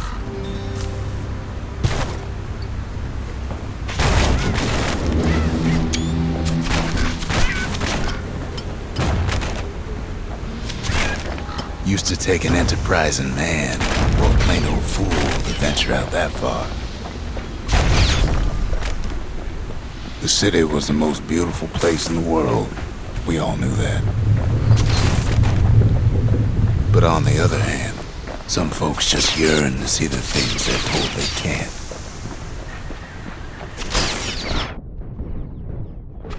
And that's why you go to Prosper Bluff, ain't it?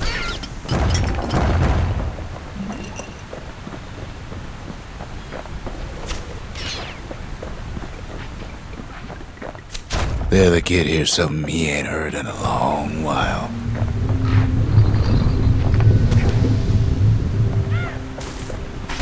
How's it go again?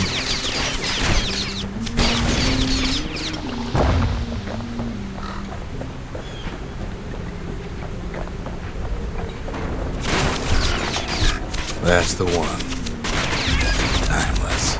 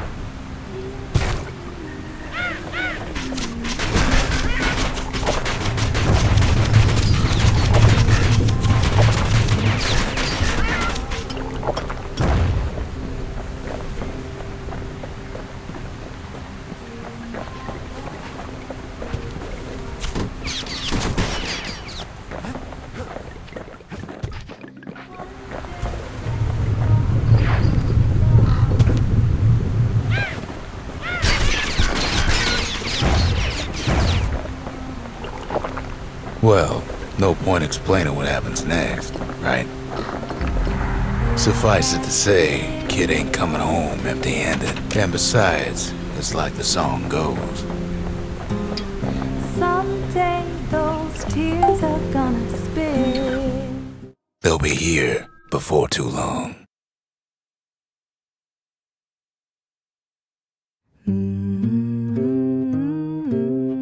We darn near celebrated when the kid got back, didn't we? Zolf never thought he'd see a fellow her again. We become fast friends.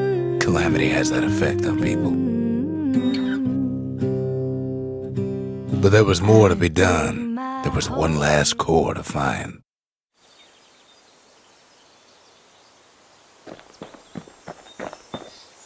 Sure, the world's all gone to pieces farther than the eye can see. But leave it to this gal to point out the amazing view. Girl tried to run away from home one time, but the marshals stopped that, didn't they? So many secrets in there and she can't even read it. Her father's own journal. Go on, open it, she says. The worst that can happen already did, right? Location unknown. Most of the Ura never got a taste of Ceylondia's fine goods, unless they were born and raised in the city like Zia here. If only I'd known half the secrets of the Calamity were tucked away in that book, I'd have worked to translate it right away. A scientific journal written in Zolf's native tongue. He learned so much from it. Too much. Kid's surprised when I tell him there's only one core left. I shouldn't have believed it either.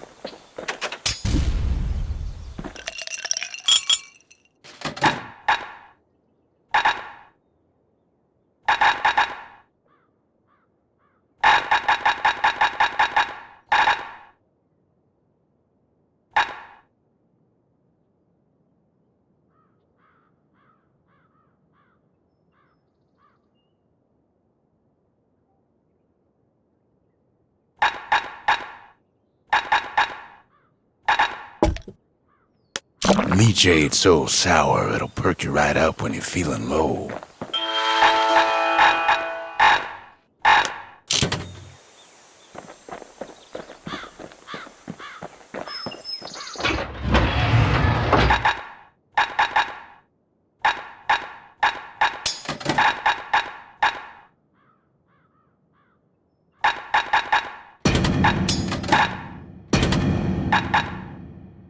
Want to stay alive in the wilds, pack a pair of pistols and a good blade. We track the final core beyond the city to the wilds.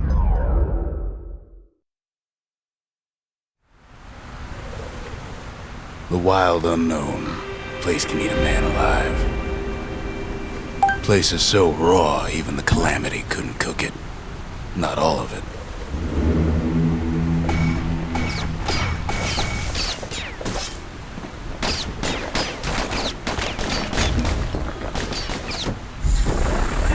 Know what's better than having to sling a pistol in a fight?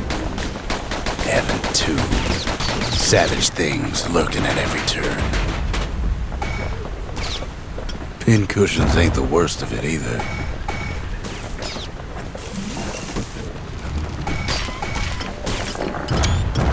Pecker's got the core, like they're building a bastion of their own. The welcoming committee screams to attention. Didn't expect the kid so soon. Kid learns the hard way not to touch those things. They shouldn't have let their guard down. Getting that core was one thing. Getting out's gonna be another. He digs his way out of the clearing, but the wilds won't let him go without a fight.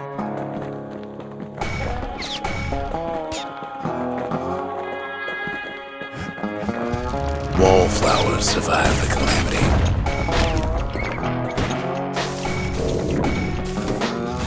Best take it real slow when pincushions are afoot.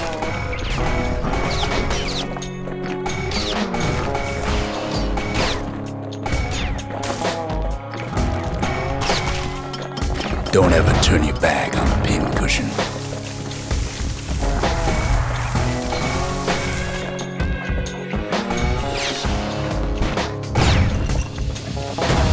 handful of windbag shipments made it out this far.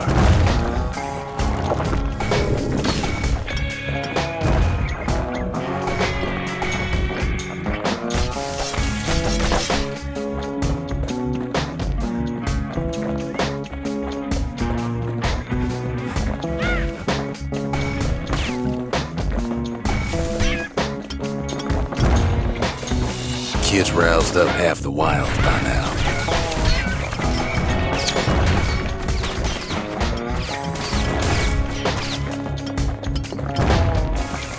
Then Kid gets the feeling he's being watched.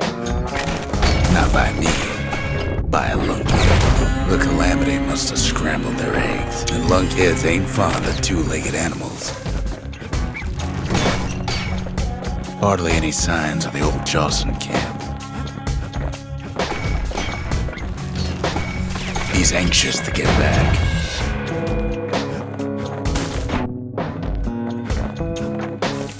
Gotta keep a sure foot out there.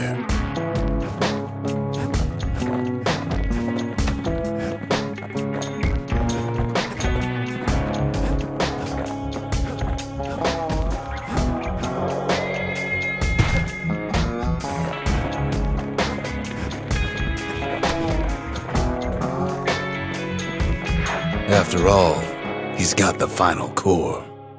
His journey's over, right? Well, no, it ain't. Not by a long shot.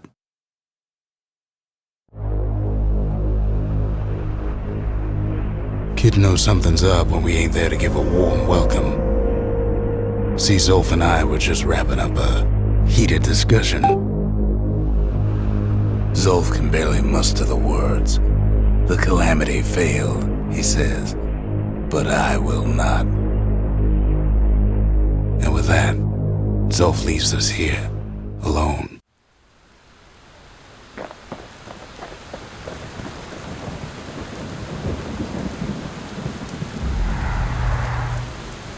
When Zolf got through reading that journal, he just snapped.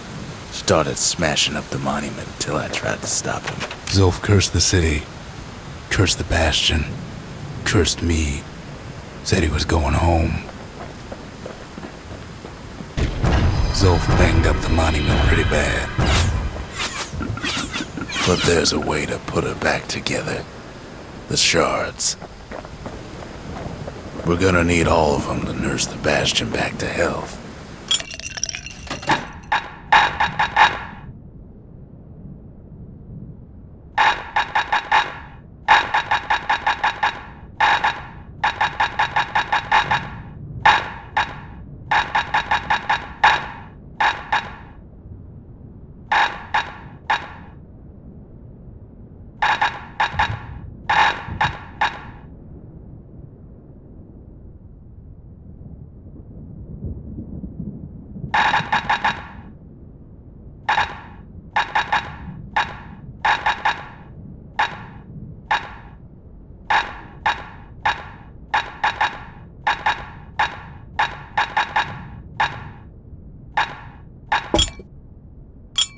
Hearty punch is so zesty, it'll let you carry on through the worst of times.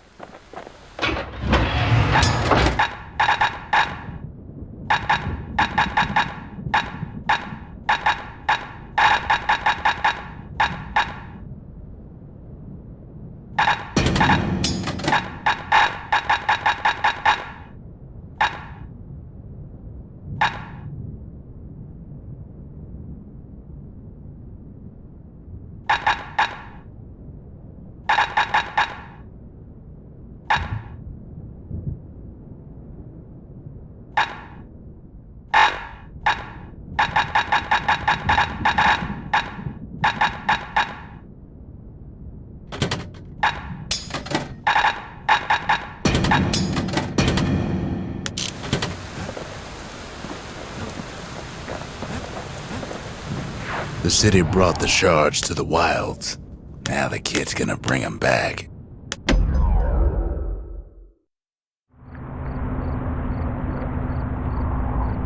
After Zolf's little episode, Kid sets off in search of shards. First stop, Jawson Bog. You'll get lost in that bog, I told the kid, and I won't be able to guide you back. Well, I let him go. What else could I do? What could any of us do?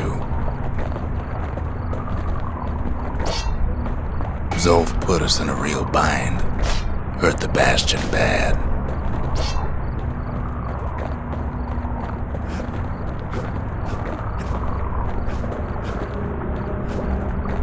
But the shards can make it better. They're like smaller doses of the core's medicine.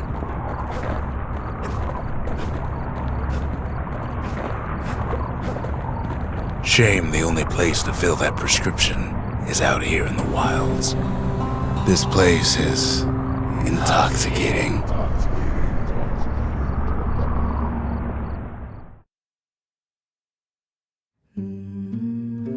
Don't know where he's gone.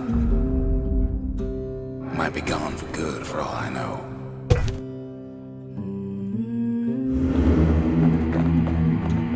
Wherever he is, it's somewhere I've never been. Somewhere I never want to go. Kid can't fall, no matter how hard he tries.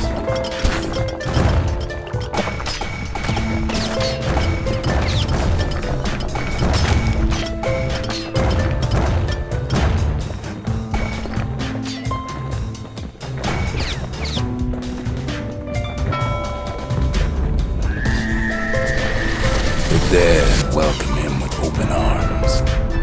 Kid pops him. That a survivor? No, man. It's a lonesome ghost of a gas fella.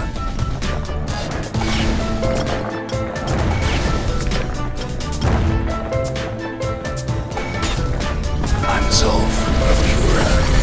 Pleased to make your acquaintance. Now the kid sees something stranger still. Did anybody else survive? Sure enough, he finds peckers, lunkheads, wallflowers, pincushions, pineapples, swamp weeds, ankle gators.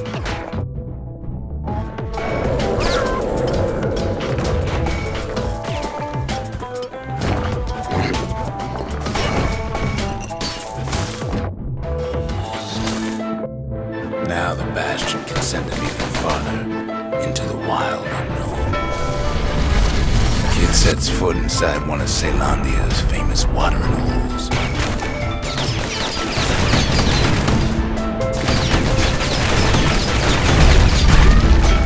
Security is just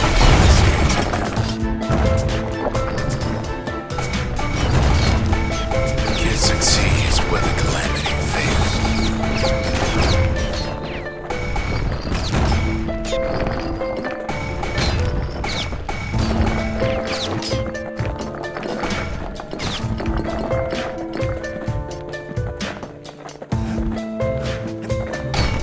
Would you look at what he did to poor old Ronde, the bartender? Proper story's supposed to start at the beginning. It's so simple with this one.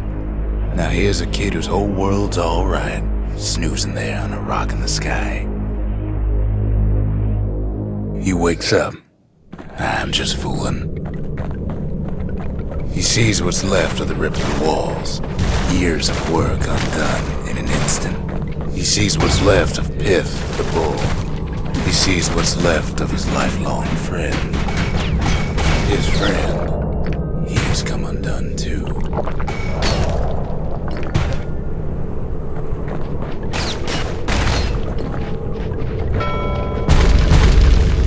He sees what's left undone.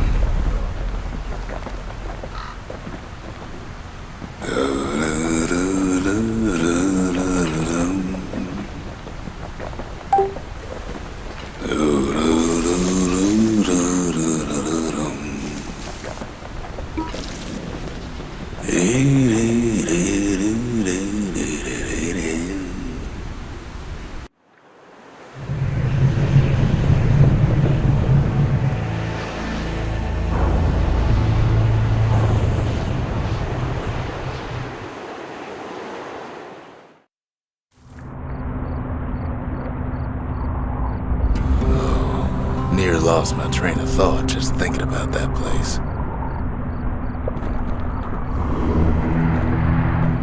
The shard ain't lost either. Not anymore. Now to find a ticket out of this hole.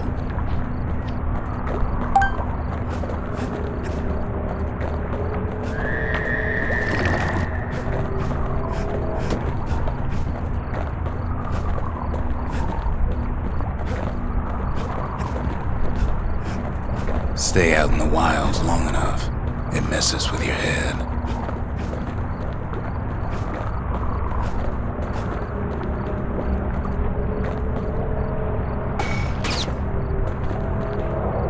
Hard to get a sure footing in the bog.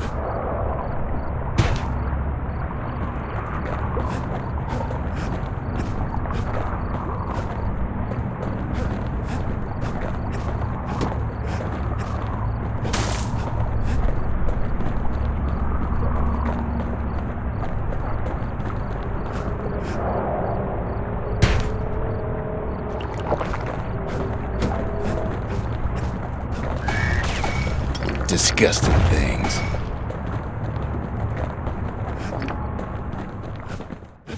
Ever heard of a lung blossom?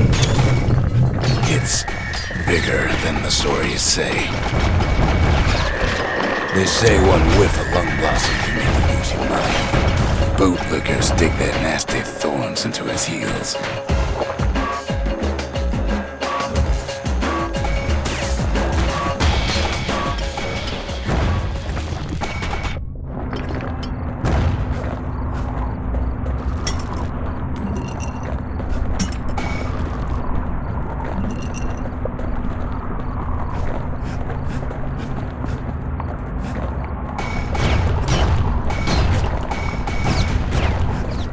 Mother only knows what happened in the bog. Kid never much cared to speak of it.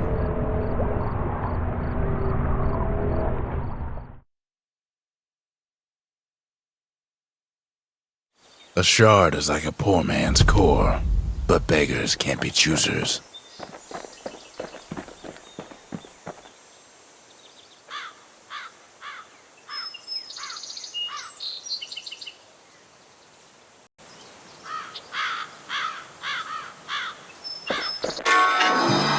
That's it. A few more shards like that, and we'll be back in business. A single shard can breathe new life into this place. The shard's got enough juice to spruce up any of these places.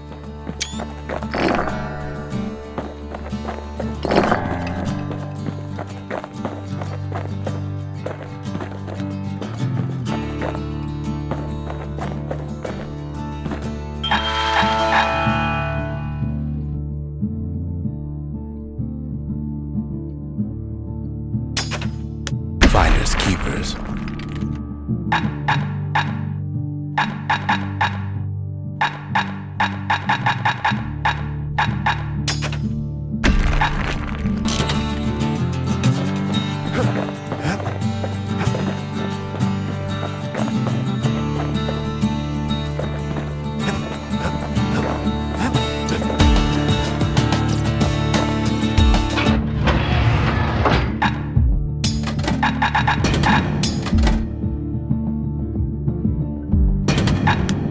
If there's anything that blade can't split open, a cannon ought to do it.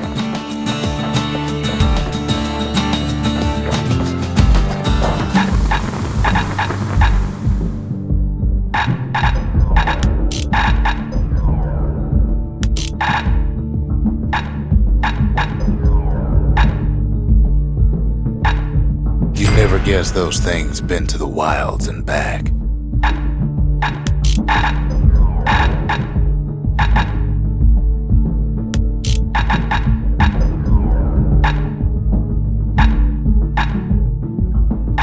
Looking at some serious firepower.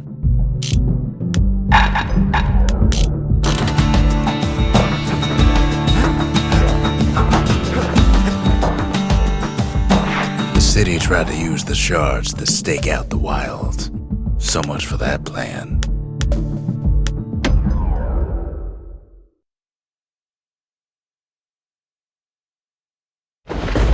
Ankle gaiters used to roam the wilds, and they nested at Rotha's Lagoon.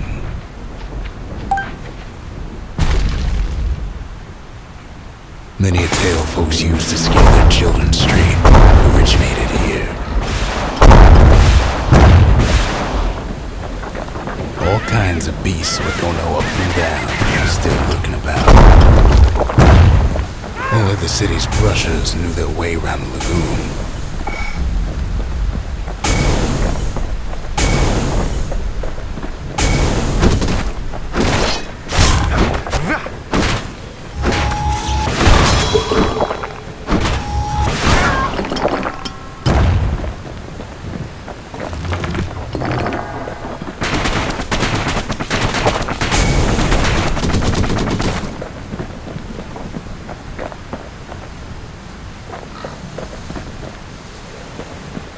Even the brushers learned to fear this place.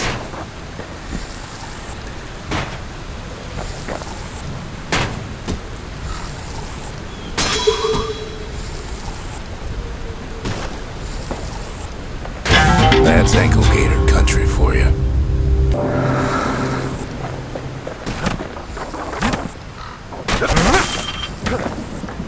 They used to think that ankle gators were extinct. Well, they ain't. One of them's been living in the tall grass. They called her Queen Anne. Turns out Queen Anne got a hold of a shard. Ankle gators love shiny things.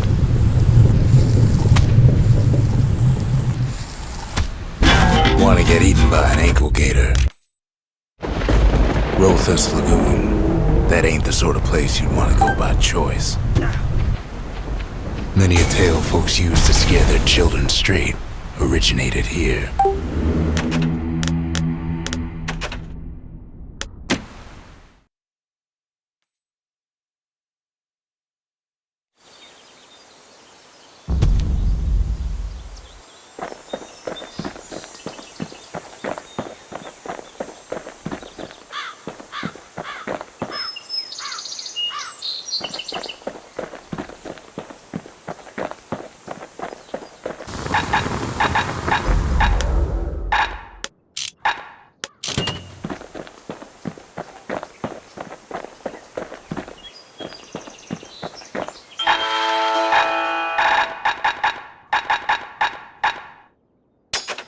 It wasn't fixed, it was unbroken.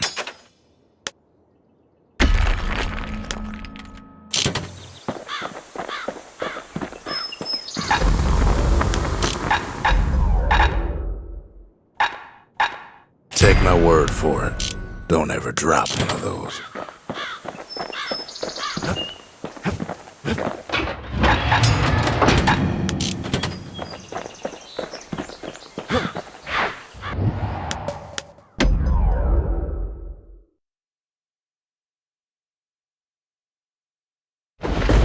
Rotha's Lagoon. That ain't the sort of place you'd want to go by choice. Many a tale folks used to scare their children straight originated here.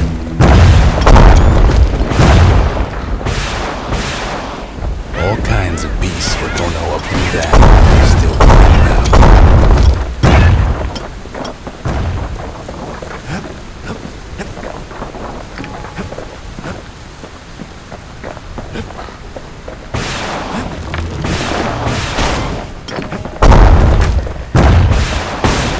Even the brushers learned to fear this place. They used to think that ankle gators were extinct. Well, they ain't. One of them's been living in the tall grass. Turns out Queen Anne got a hold of a shard. Ankle gators love shiny things.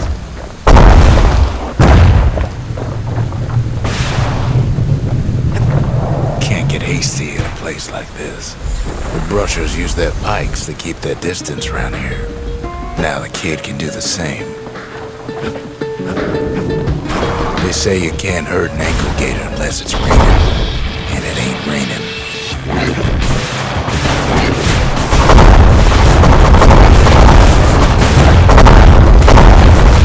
Sharp sticks make Queen Anne nervous, so she backs off a bit.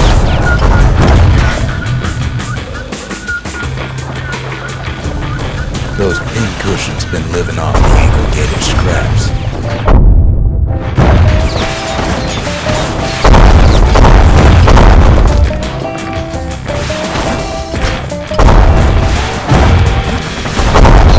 Queenie leads the kid into some kind of twisted trap. He holds his ground. Seems the queen's running out of options. One bad step in that tall grass and he's Queen Anne's lunch.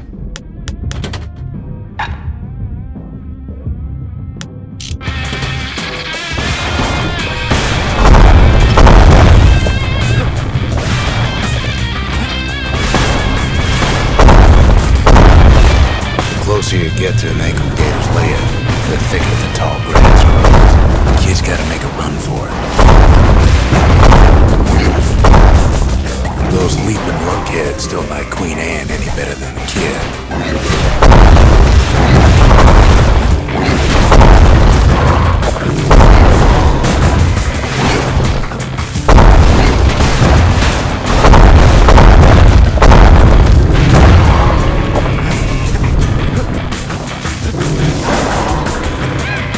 Queenie must have scared a bunch of peckers out of hiding.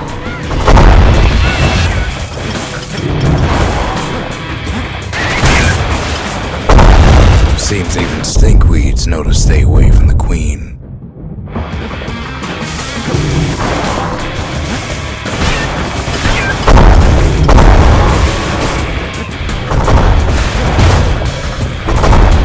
Ankle gators don't much care for their young. That's why there ain't many around. Wanna know how to find an ankle gator lair? You use a kid as bait.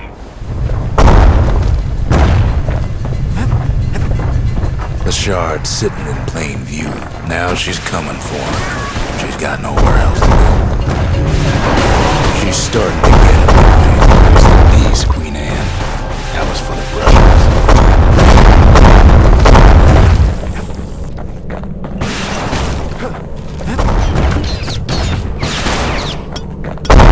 Kid's done what needed to be done.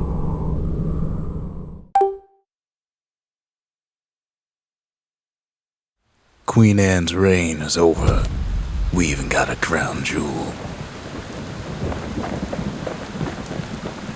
That gator's a crazy gal, but so's the gal who promised to look after her.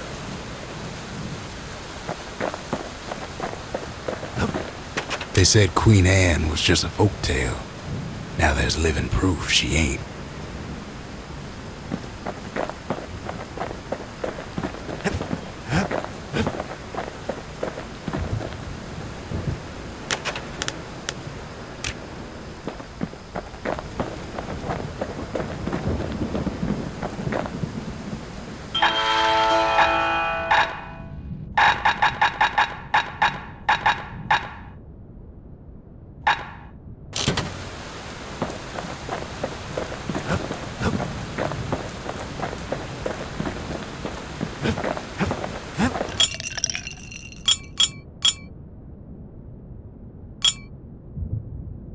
Champagne's made with scumbag extract, hence the barley aroma and the nausea.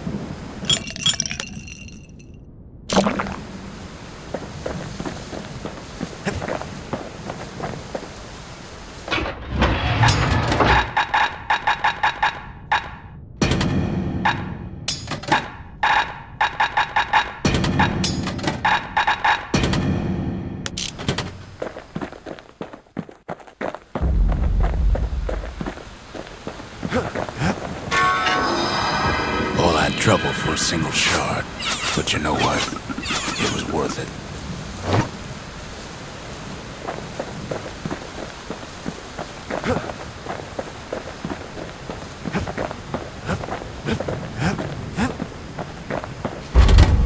Just the occasion to crack open the distillery's private reserve.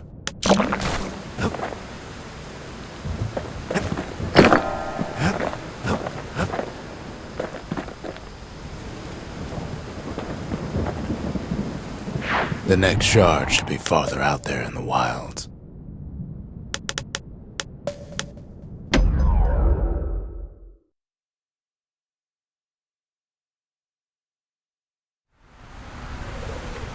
Know how Ceylondia became the richest city in the world? 2 words. Point Lemaine.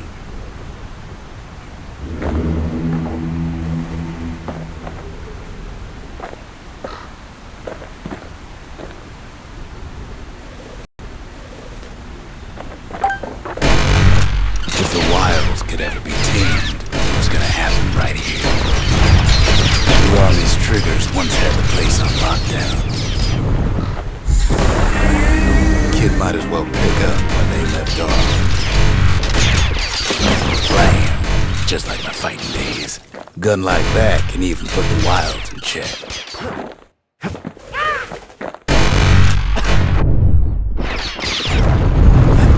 Point Lemaine seen better days for sure, but it ain't done.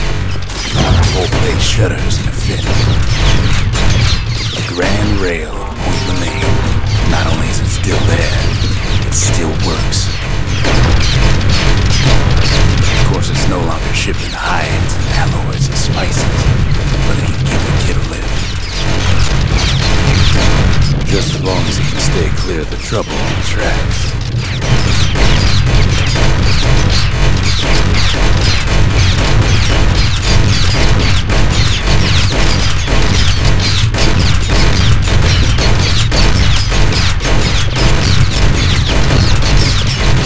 Grand rails all grown over with things Calamity chewed up and spat out. Things eager to take back their turf.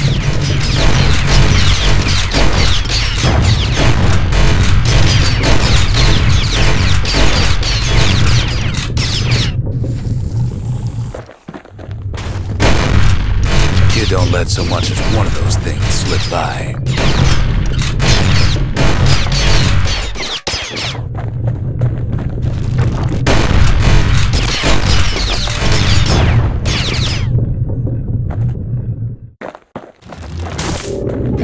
Lunkheads settled in like they own the place.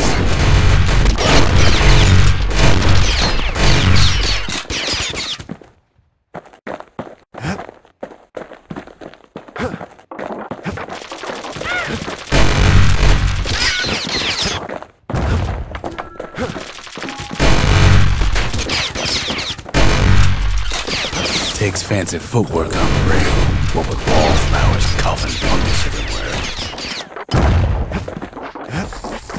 Of course, the Grand Rails see much more fighting in bygone times. The Ceylondian War, 50 years ago, doomed to happen again.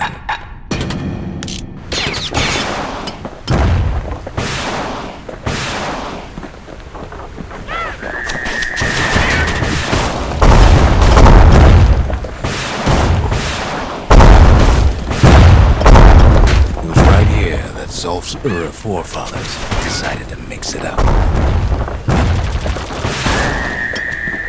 Okay, so maybe we didn't get their sign-off on the whole Grand Rail thing. But that was bad. The rail must have shook the to the bone after those dens of theirs. Well, the rail won't last much longer now that the kid took the shore. It's still got one foot run and slow. All the rotten wood there on the rails turned it into swamp central.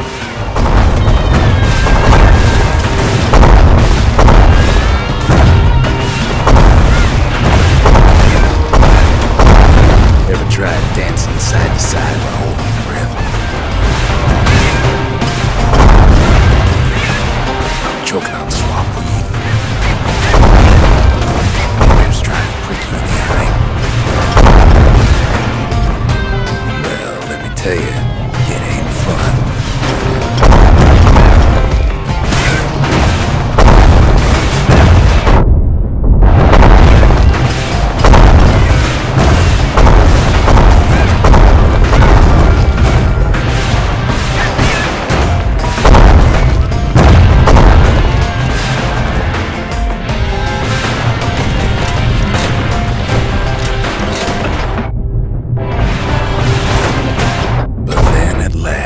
It's the end of the line.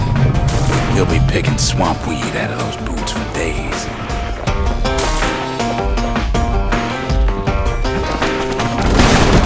Turns out he's got a rail station waiting for him.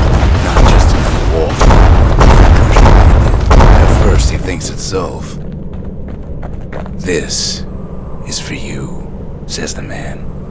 Then wham! When the kid comes to, the man's long gone, but something else is there. Well, what's a kid to do? He took the shard, he took the hit, and he took that note.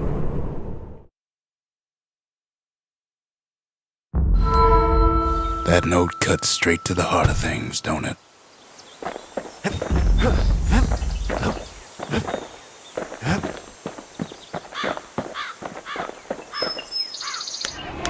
The culture, the still life of old unwanted keepsakes. Zulf's messenger was one of his people.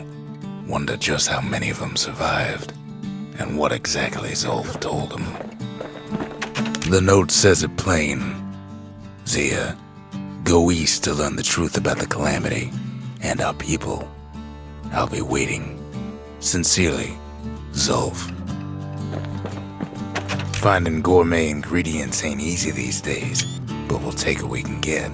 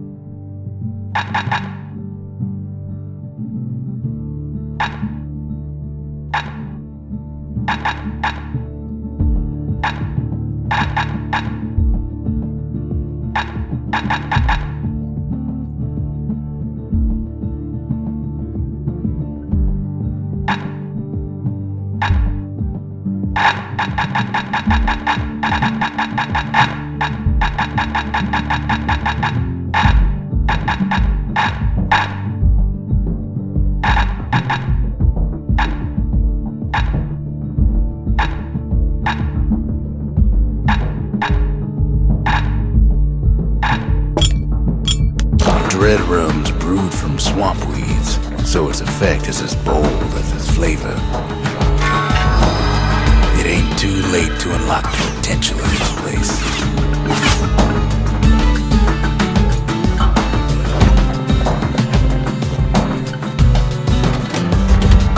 The arsenal's complete in case we need protection.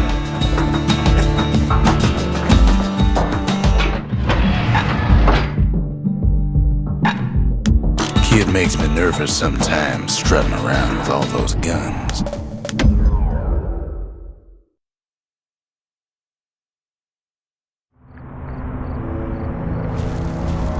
Not everything blew up in the calamity. Why, Colford Cauldron here blew up way ahead of its time. Cauldron boiled over some 300 years ago. They say it filled the skies with ash and the lakes with molten rock. If you wanted to survive something like that, you had to learn to adapt.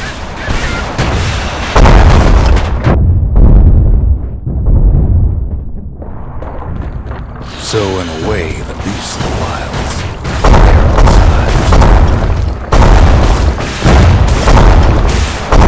It takes a certain stubborn pride living in a place like this. As for us, we learned an awful lot from Colford Cauldron.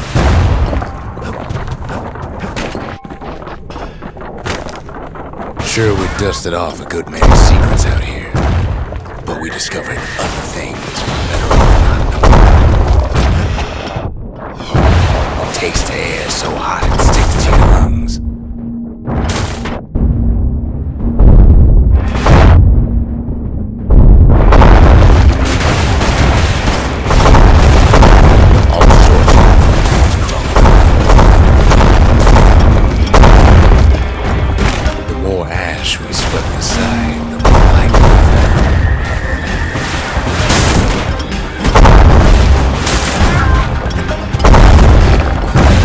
Sifting through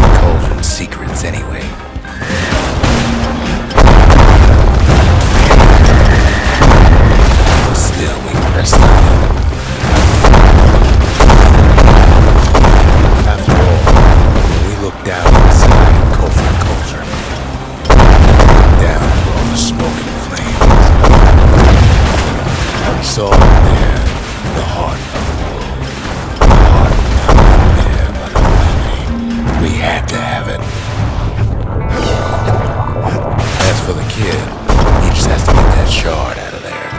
Too bad taking that thing woke up every last stink eye from here to Charleston Bog. Luckily, the cauldron cooked up a little shortcut for him.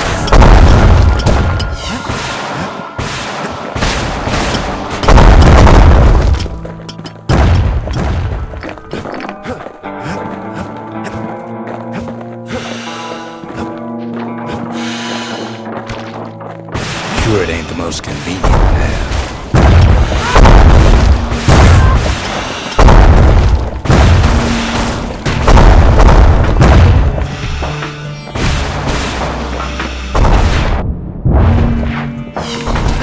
Biggest stink eye he's ever seen is waiting for him on the other side.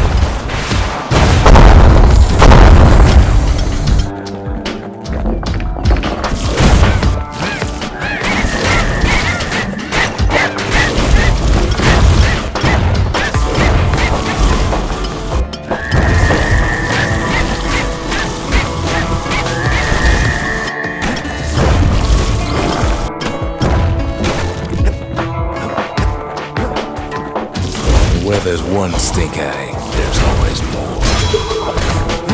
The cauldron's tenants all gather up to bid the kid a follow for rain. It's awful hot in there.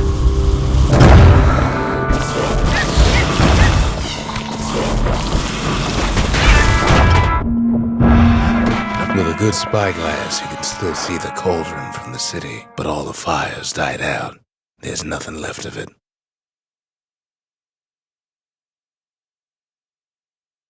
It comes back looking like the inside of a chimney.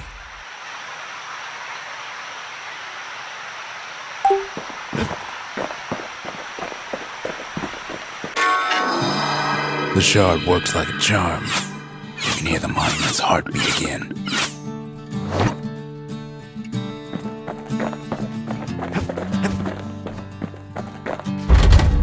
Ain't saying much, but that's the greatest forge in all the city.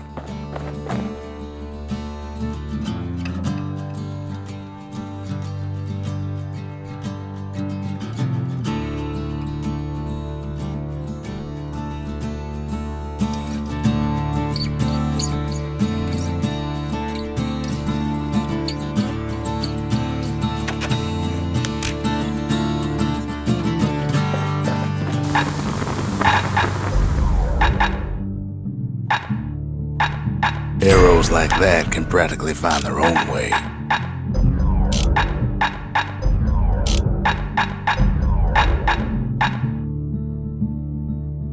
Takes a careful touch to rattle those bones like that.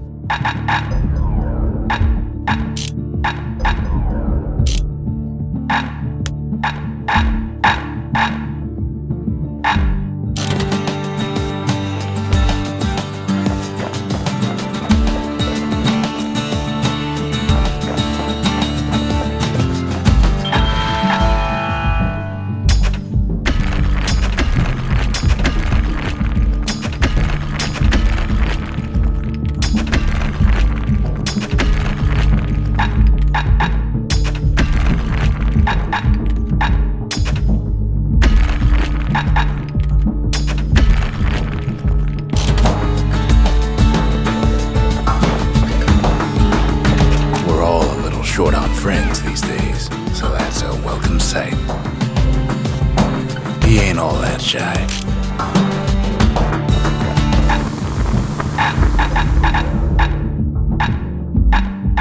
Ain't that the finest breaker's bow you ever seen?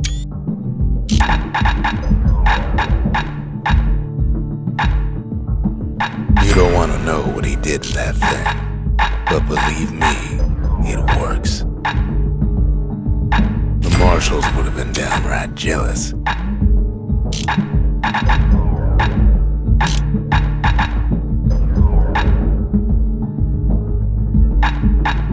Toughest thing about using that gas can is keeping a grip on it.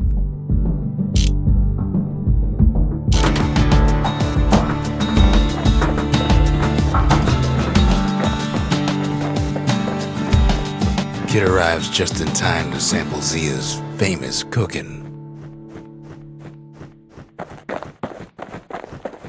They said the wild could never be tamed, if only they could see us now.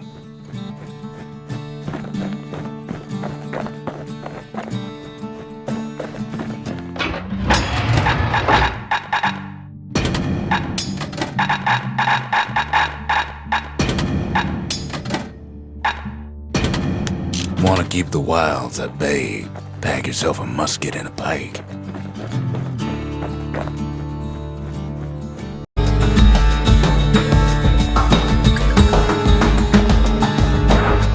He wolfs down too much too fast, and it all goes to his head.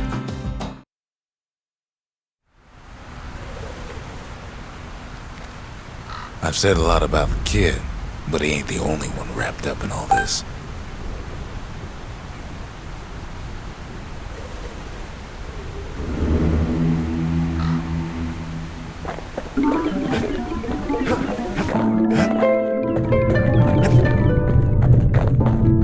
What's he thinking? Well, let me see if I got this straight. I only heard it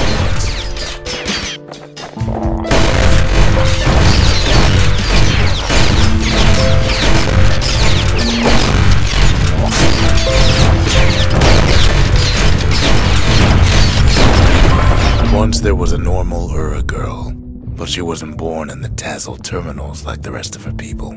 She was from Ceylondia.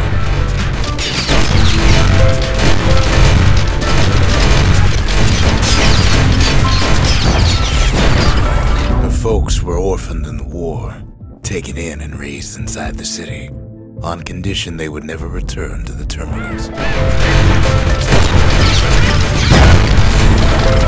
Ura refugees who came into the city had to stay for life. It was a way to reduce the risk of city secrets leaking out. The mama passed away from birthing complications, leaving the girl trapped inside that city with no one but her father.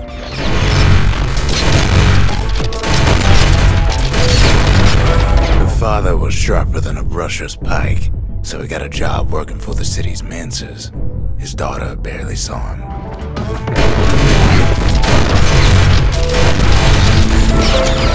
Her father told her nothing of her Ura heritage.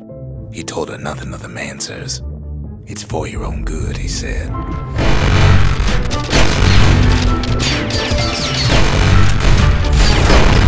She took to studying the arts, learned more through music than history books, gained a knack for strings and songs.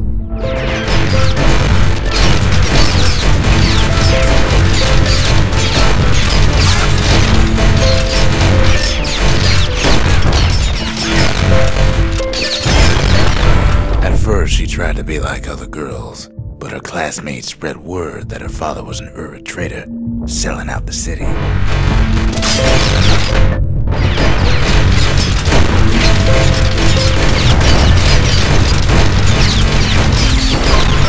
One young man stood up for her, or so he led her to believe. He knew much of her heritage, and she grew fond of him.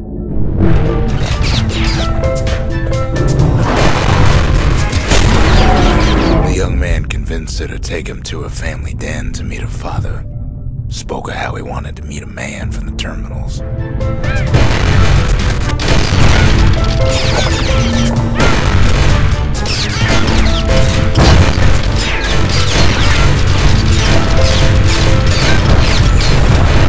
When the young man greeted her father in the Ura's native language, her father flew into a fit of rage and threw them out.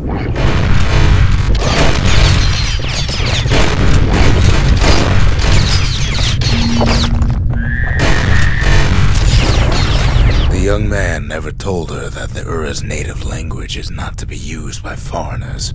To do so is a terrible insult.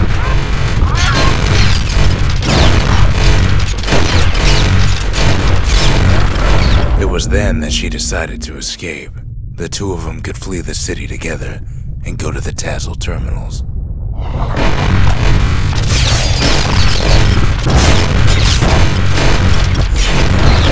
They would hide inside a garbage bin until it got ingested by a scumbag. then let him slosh on out of the city for disposal.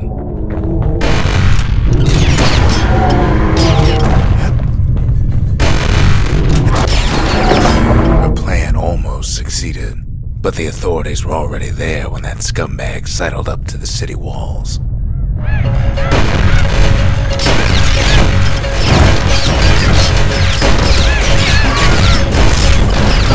The young man had sent the authorities a tip, told him her father was using her to sell secrets to the Tassel terminals.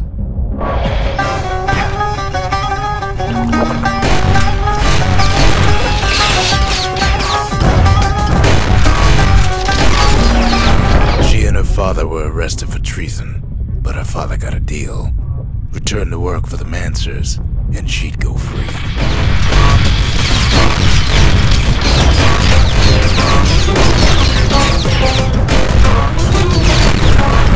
Before they parted ways for the last time, her father whispered a desperate plea. Hurry home to the den and lock yourself in.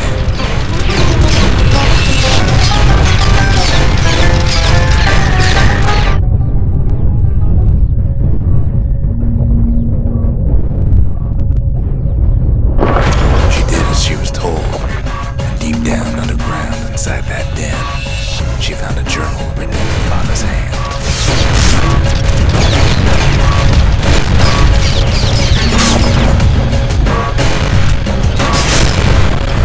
The next day, the door to the den turned to ash. The girl came up for air, and she saw the calamity all around her.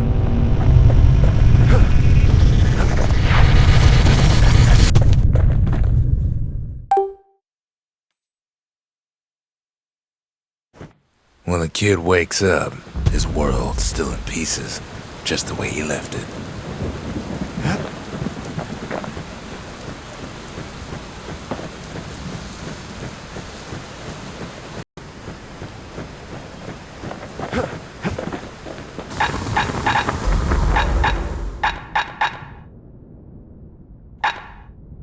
That'll spice things up next time he gets in trouble.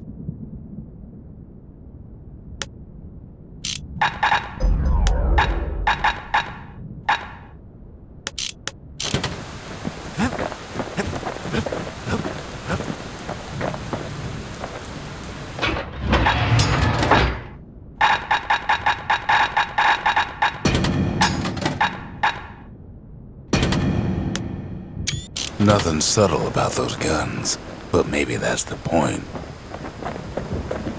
We spotted a pecker carrying a shard to Mount Zand.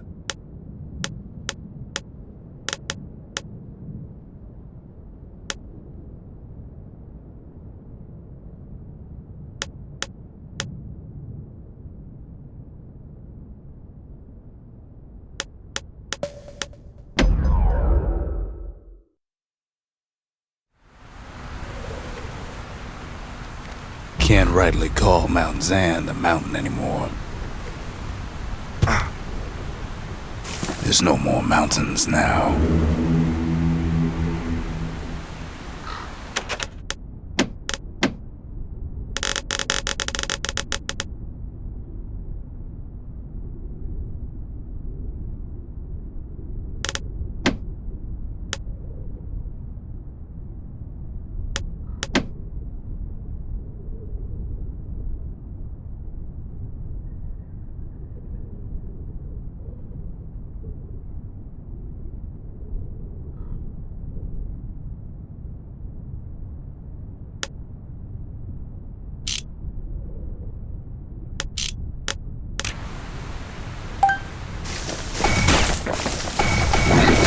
So they figure they'll hold out right here, on a slab of mountain the Calamity forgot. There's no place left for the beasts of the wild to go.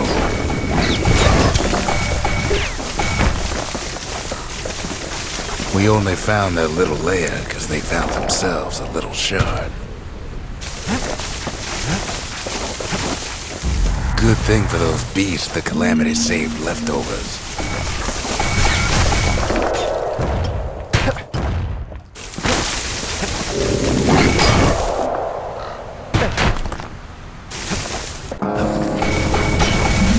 Creatures of the wild, they've been building a bad bastion of their own. But they ain't yet prepared for any company.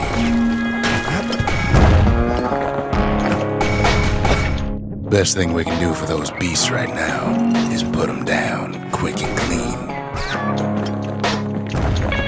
Besides, we have to take back what's ours. There's only one kind of mercy left these days.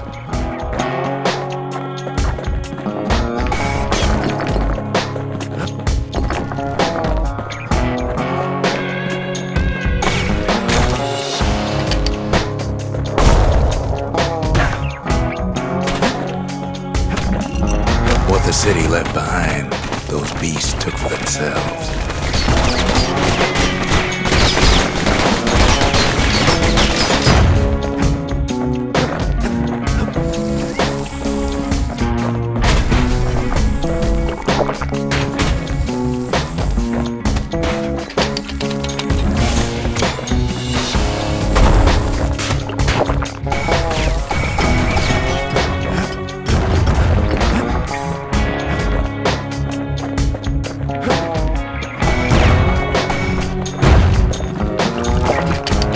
Look at it this way, it's either them or us.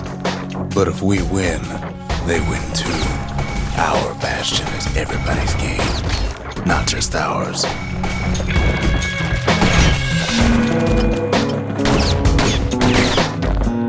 Unfortunately, there's no explaining that to a simple beast. Those beasts been hard at work fixing up the place. They've been searching for cores and shards, just like we have.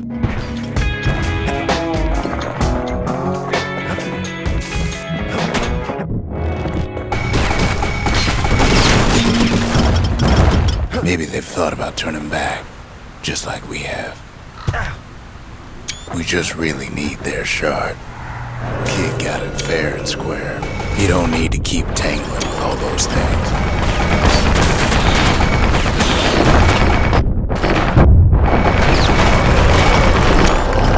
That's the way.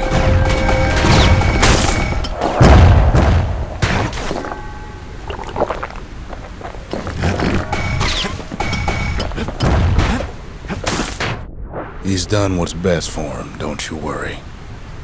Don't you worry.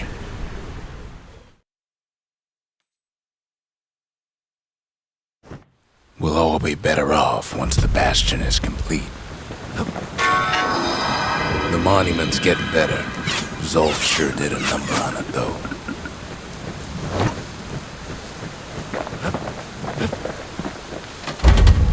Seems the gods recommended this place to all their friends. Suppose it's true a little song can put things in perspective.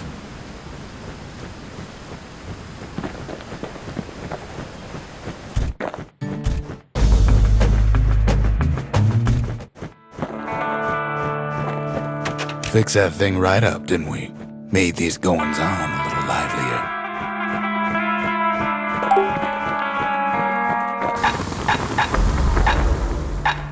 When you've got a solid balance, you've got what you need.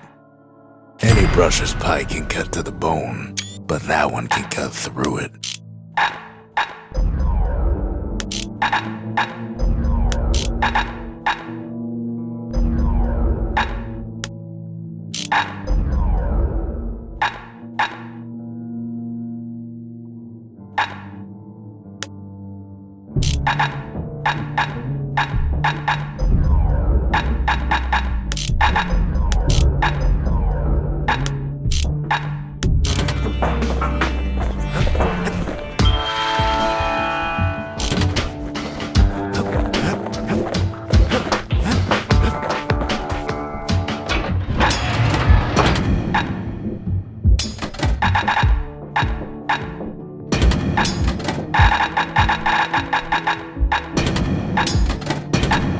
Wouldn't have thought to bring a bellows to a shootout, but it just might work.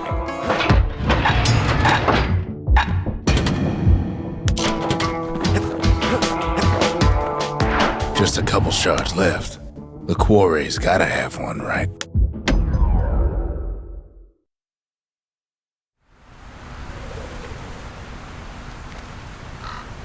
Imagine everything you'd need to build a city like Zealandia. It takes hard work and planning, and it also takes Bastion quarry. The Ura tunnels beneath the quarry must have softened the blow from the calamity. Same goes for its natives, rattletails.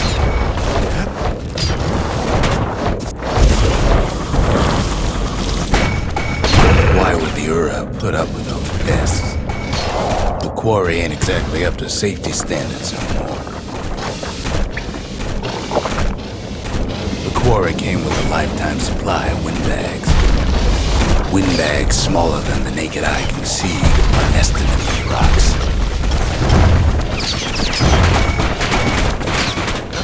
Not only are these rocks a source of life,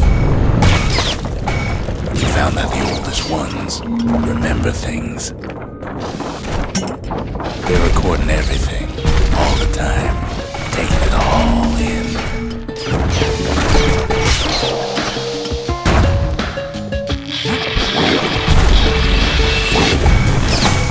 No wonder all those beasts were drawn to the quarry.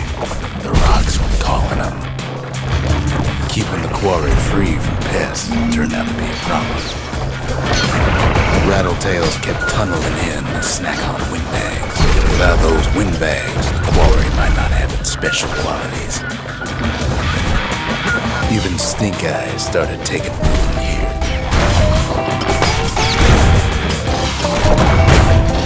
Now why would the Ura sell off such a fascinating place?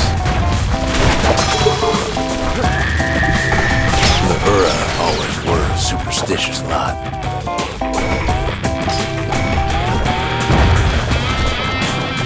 Might be the gods told him the quarry's bad news.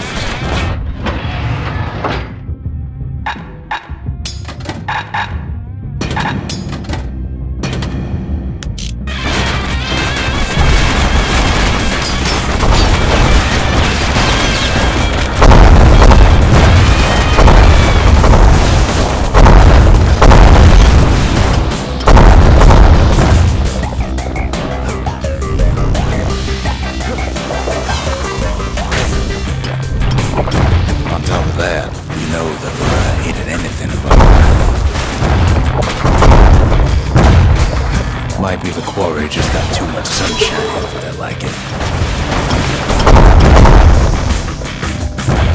In any case, it's fair to say the quarry was a godsend.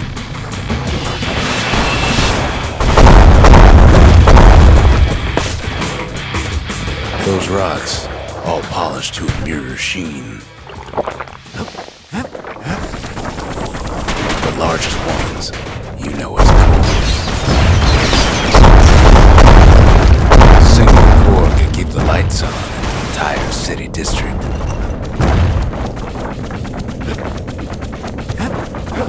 The smaller ones, we call them shards. Shards got a fraction of the core's power, enough to fuel the waves to another land.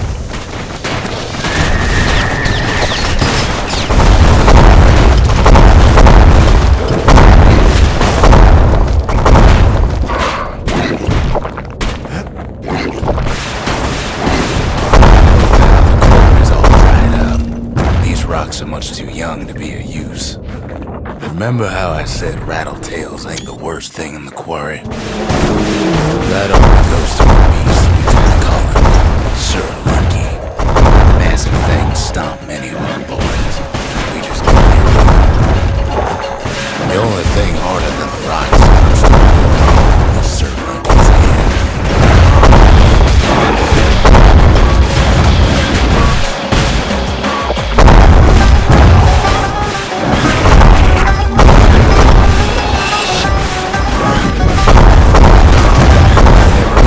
Leave the quarry alone.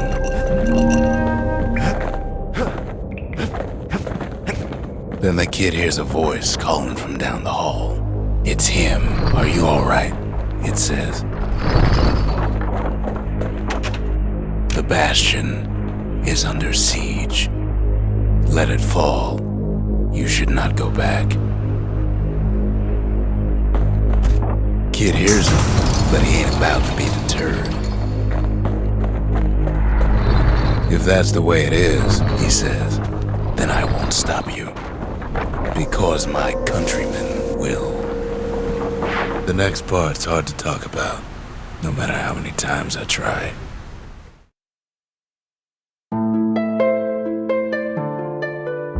Say what you will about Zulf, but he's a man of his word. His countrymen don't much care for pleasantries, though.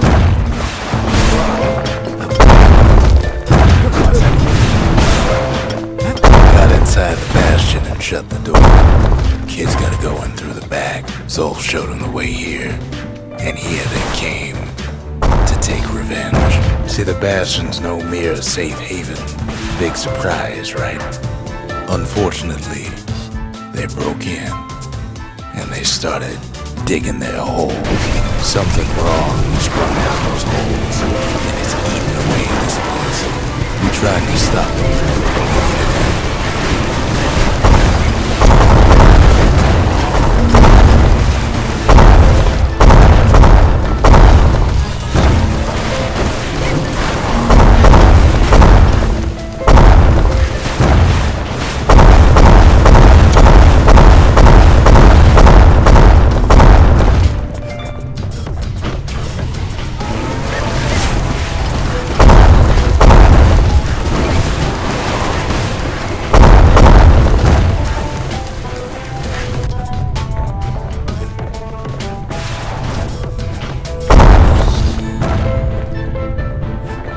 Somehow, some way, he sends those Ura packing. Problem is, it didn't matter.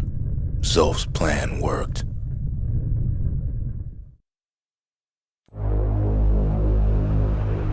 We find each other as the dust settles.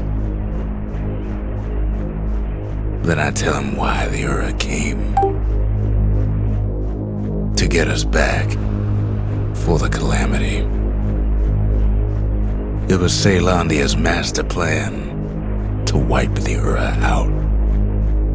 But part of that plan backfired, didn't it?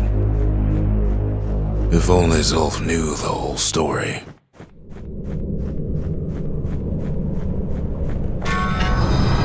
The shards can put this disease in remission, but there's only one cure. We need to finish what we started.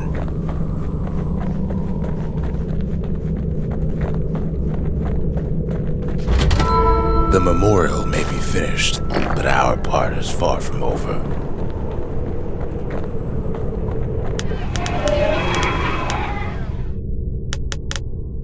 The sanctuary.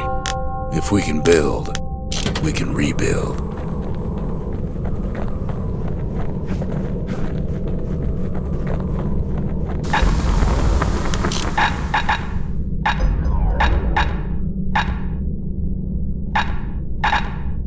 Taught him a little something from my days on the front.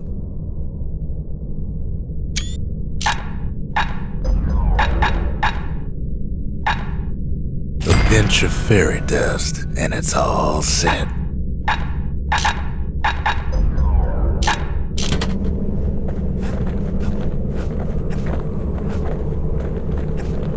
The Ura swooped down from the east. At least now we know the way.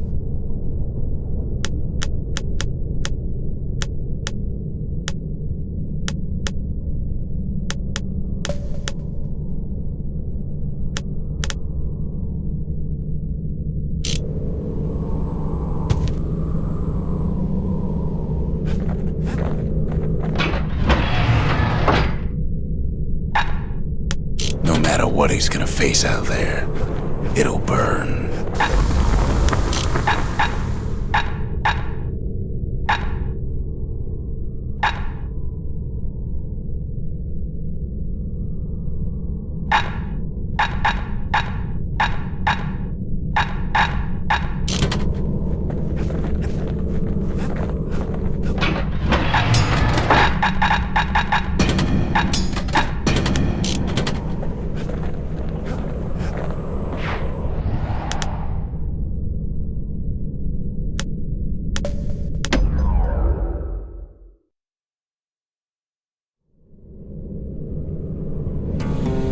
One last shard. It's all we need to put this mess behind us. And mother, what a mess it is. A mess like that could have only been made by hand.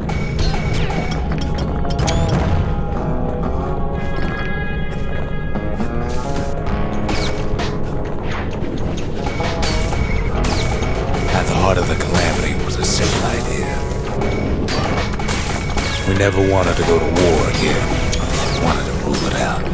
We put a lot of folks against that problem. Scientists, soldiers, spies, even me.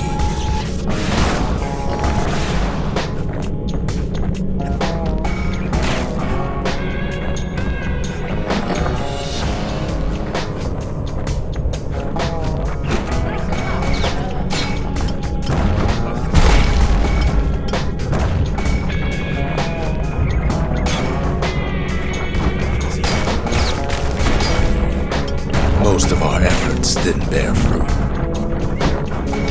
Then there was a breakthrough, but it didn't come from one of our people.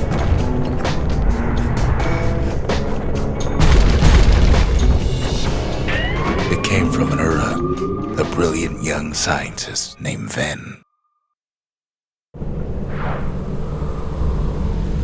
Ven worked for the Mancers, the sharpest knives in the city's drawer.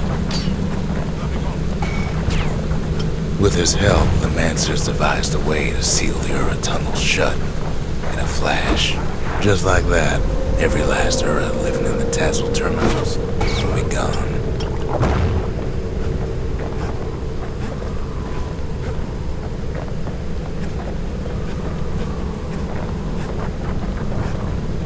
This discovery was never to be used, they said, except as a last resort.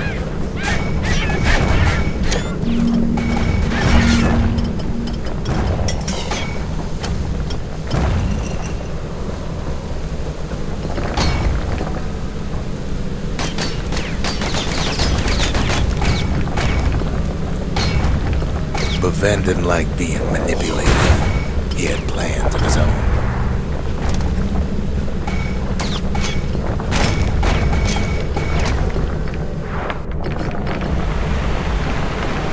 He sabotaged the Mancers' little science project, set it to blow up in their faces.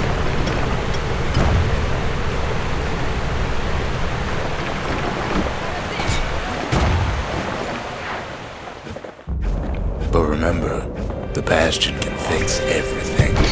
We just need that shard.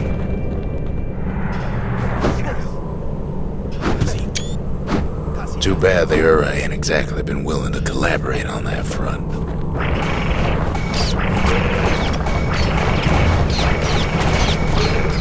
We're lucky to be alive. It's strange. Feels like I told this part 1,000 times.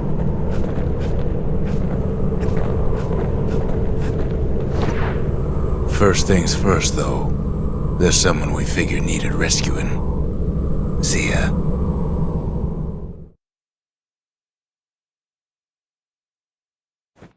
The Ura fell back, no doubt planning the next move, but we knew ours already.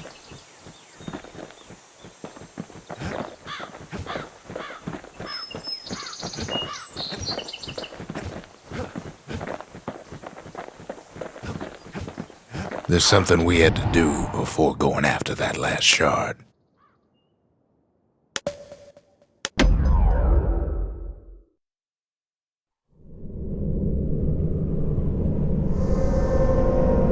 Well, now it's personal, ain't it?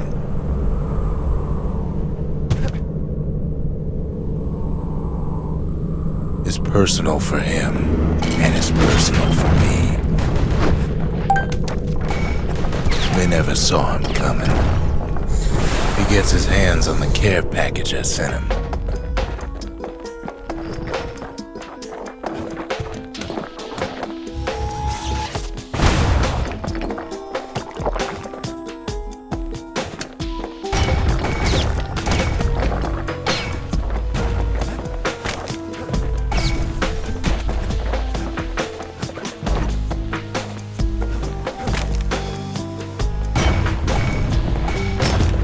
The Ura found a way to keep the calamity from spreading Sultan's Hollow.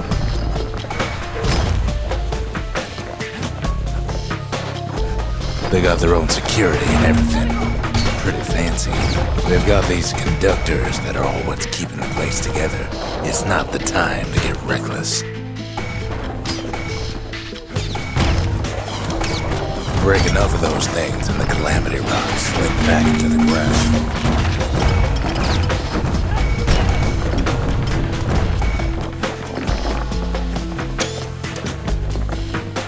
Well, the Ura must be in a panic right about now. They even sick their little rattletail heads on the kid.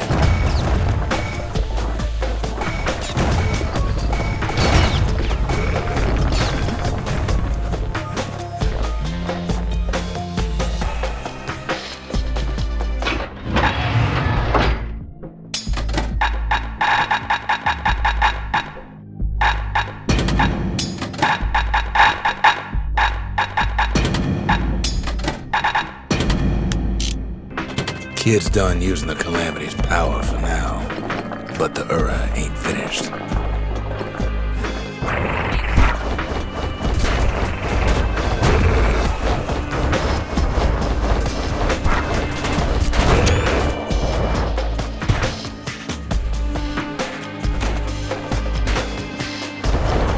Kid's picking the whole place apart, piece by piece.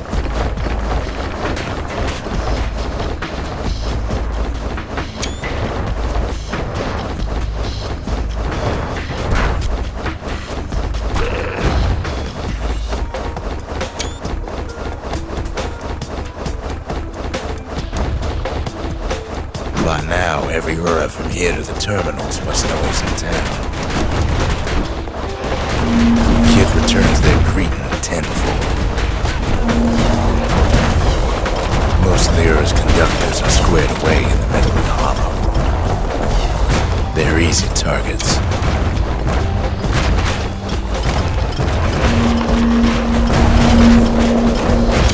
Those calamity rocks must be eating that place apart from the inside.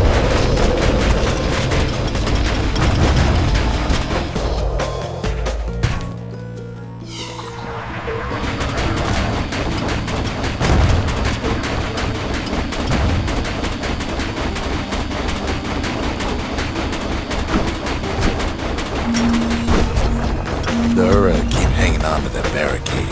After all, their homeland's not much farther.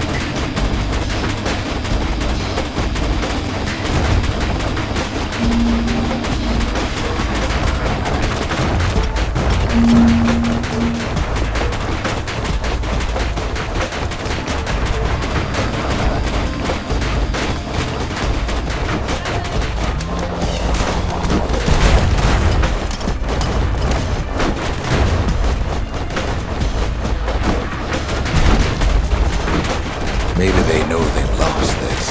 Lost to a kid.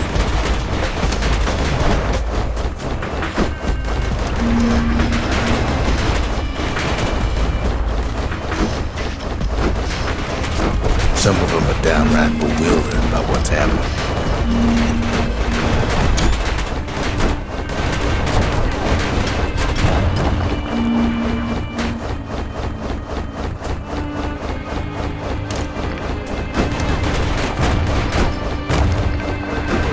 They underestimate us. Taxpaying going wrong. Yes, our people caused the calamity, but here we are trying to fix it. Shame the opportunity for civilized discourse is over.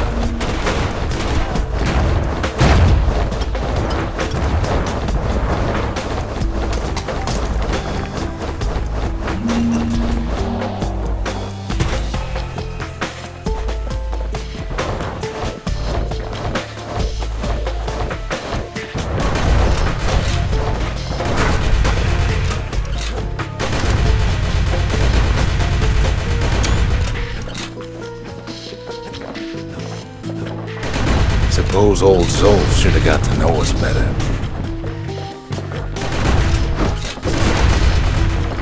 Maybe I should have trusted him. Told him everything I knew.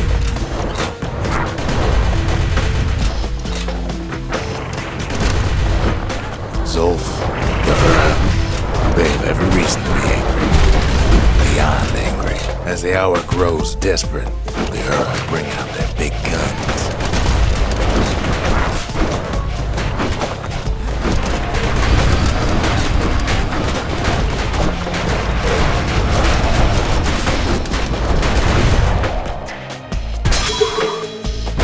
The Ura ain't pulling their punches.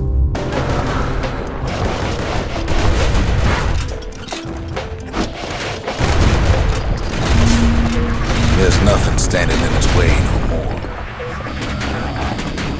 He sees the Tassel terminals loom large on the horizon.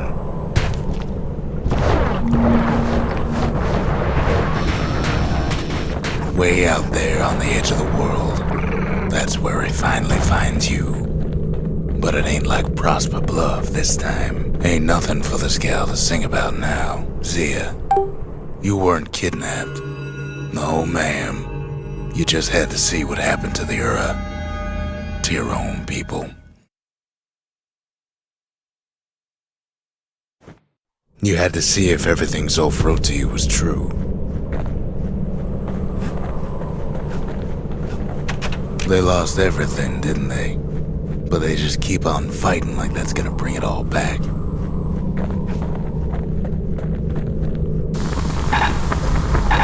Toughest thing about using that gas can is keeping a grip on it. I don't need to see what happened to the Ura. I'm trying to undo it, remember?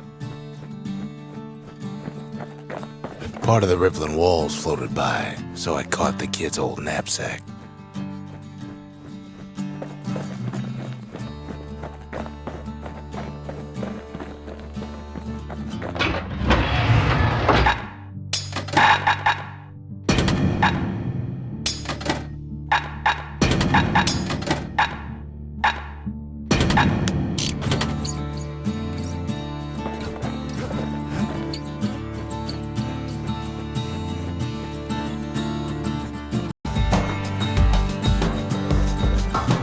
It's hard to sleep easy these days, what with everything that's happened.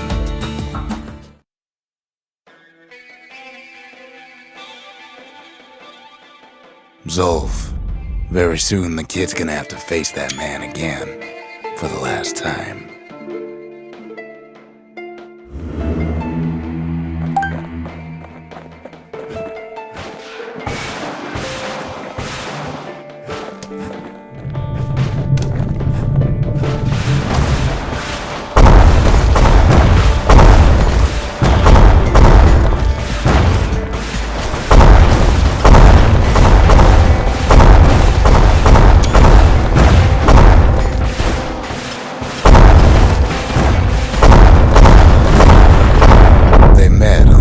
Day of Zolf's life. There in the hanging gardens, he aimed to throw it all away.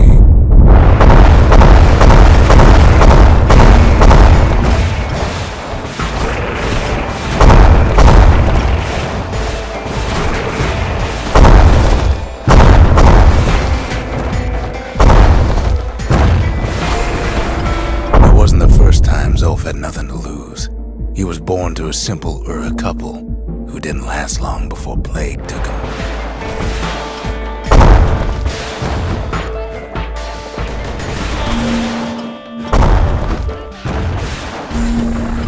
He grew up hungry in the tunnels of the Tassel terminals, so he took to stealing from a Ceylonian missionary living there.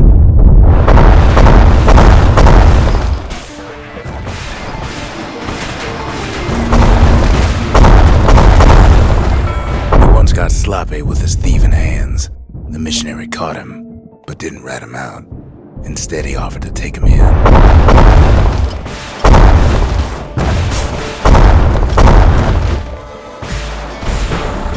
That missionary raised Zolf like a gentleman, like he was his own son. Taught him theology, history, and mercy.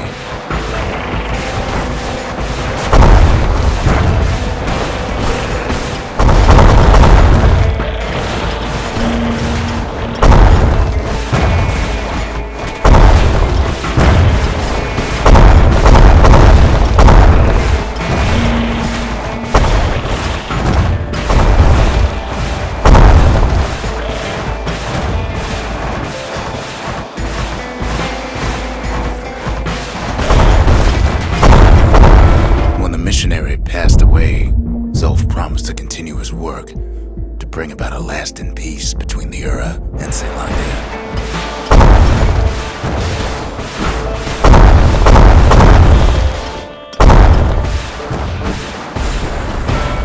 Started teaching the missionaries wisdom to any Ura who would listen, and listen they did.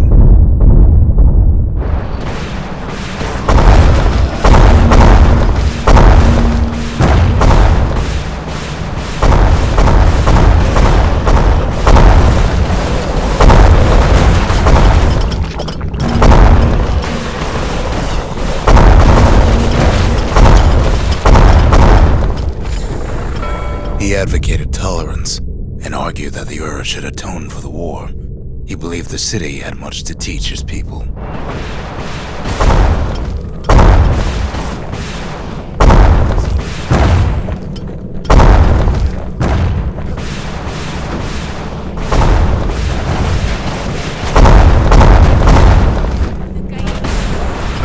However, Zolf felt he could only do so much in the Tassel terminals. He needed Zealandia to know the Ura had changed.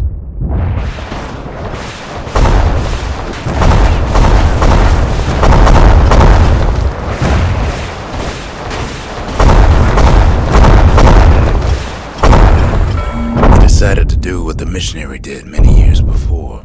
He left the city of his youth to brave a savage land.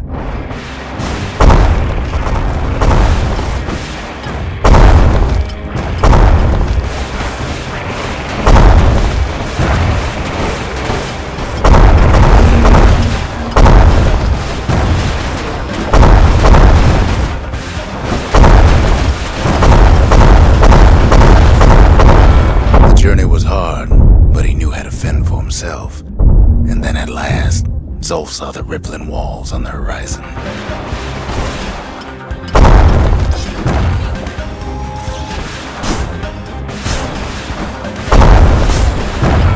He endeared himself to city folk straight away, and in turn he fell in love with the city and its people. One in particular.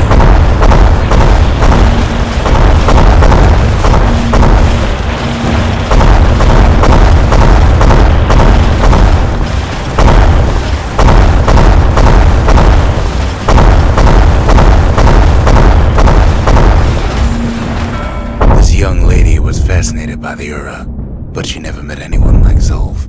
She told him she knew all the city's best kept secrets.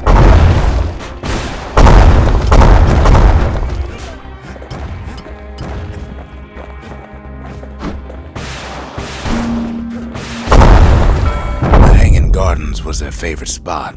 It was there that Zolf clasped her hands and proposed in proper Zealandian style. Celebrated with his friends long into the night.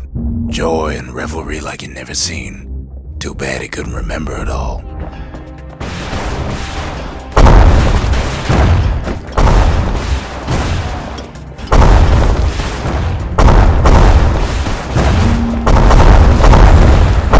He woke up alone underground inside the Ura Zealandian War Memorial, built like an Ura den.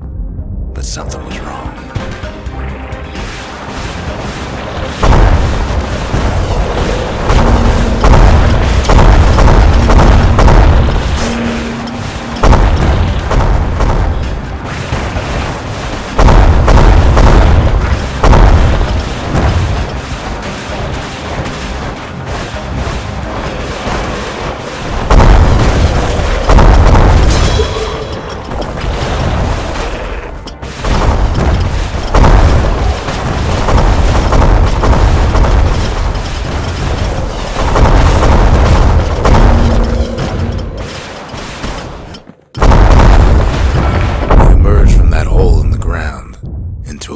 Nightmare.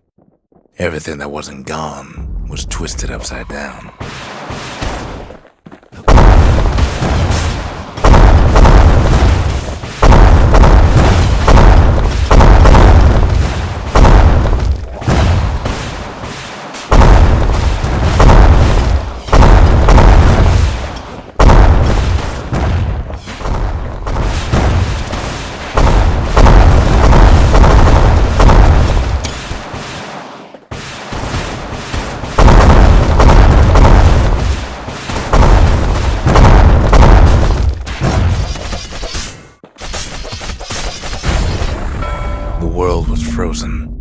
air thick with ash.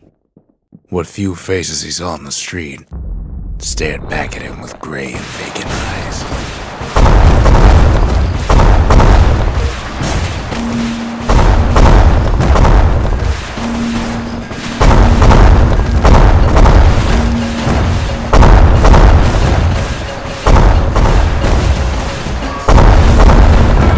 He found his wife to be asleep inside her home, but when he reached out to her, she joined with all the ashes in the sky.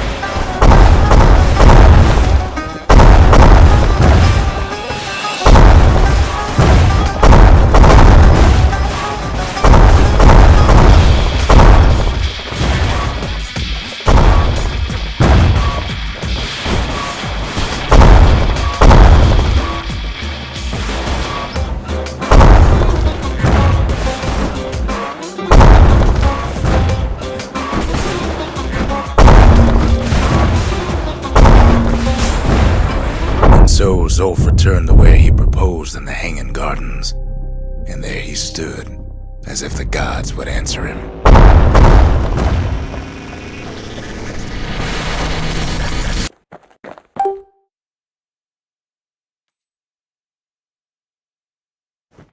The kid's gonna be okay. As for that man, who knows?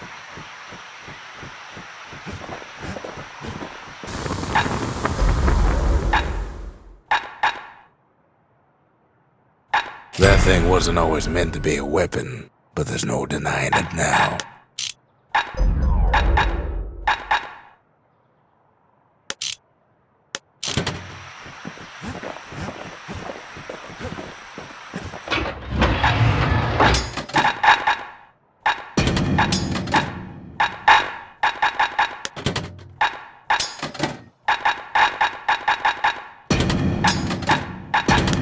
A pair of slinger pistols is just the ticket if a hammer's too slow.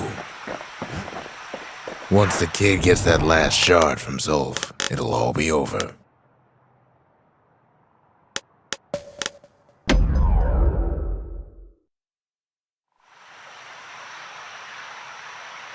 The city's unwanted things all met their end in the yard.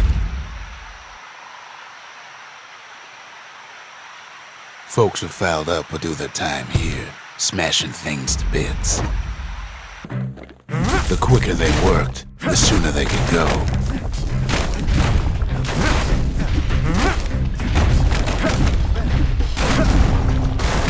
Folks learned to plant their feet and put their backs into it.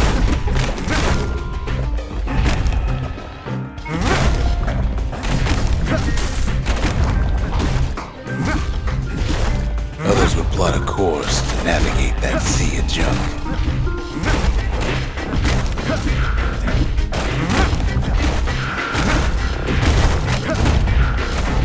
Working the yard did have its risks.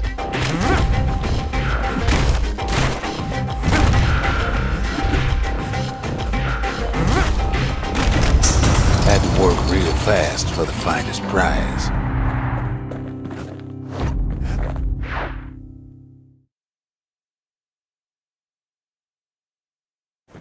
Ever want to just smash things for a while? You know where to go.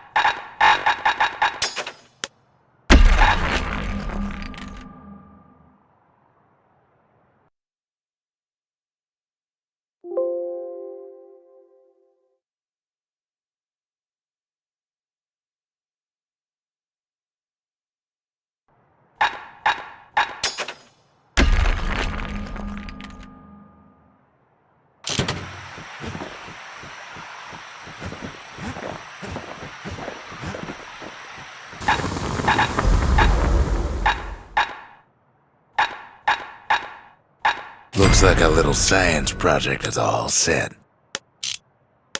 And that's everything. Mother knows he's paid his dues in that forge.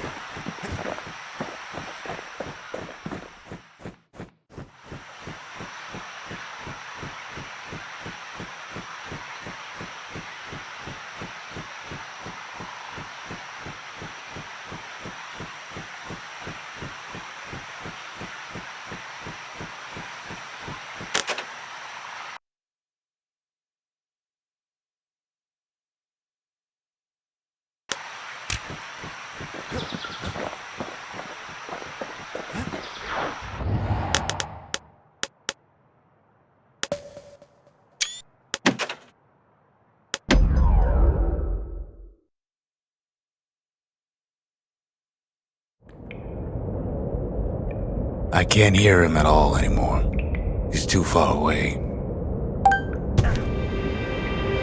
But he'll be all right.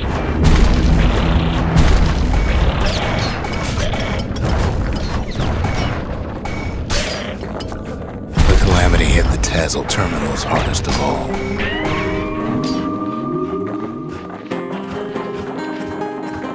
You know why Zolf went back there. All his old friends and family were there. Zolf must be there all alone, just waiting. You know what's funny? Zolf's waiting. We're waiting. All of us are waiting. Poor kid. Look around. There's not much left to do here in Bastion, I'm afraid. So why not tell each other stories to pass the time, right? But Zia, there's another reason I've been telling you all this.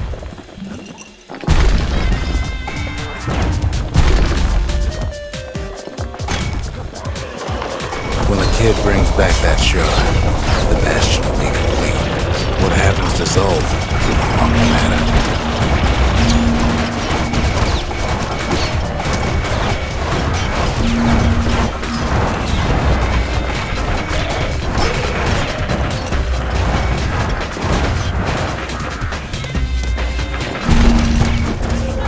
Caelondia will be whole again. Everything will be back to normal.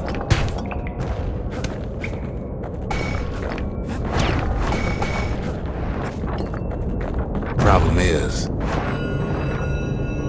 we'll all be gone.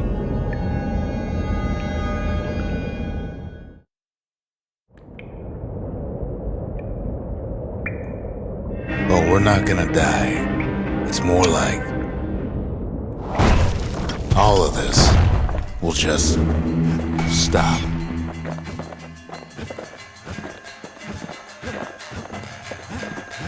Things will go back to the way they used to be. This whole place is a living record of the times before the calamity, the way things were before this story.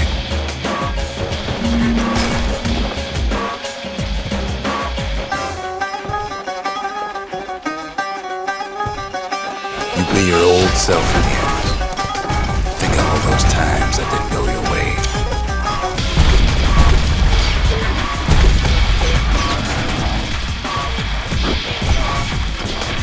You follow me?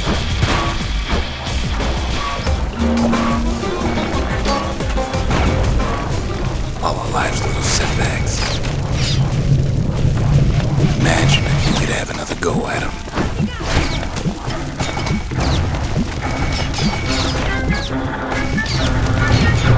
Mistakes.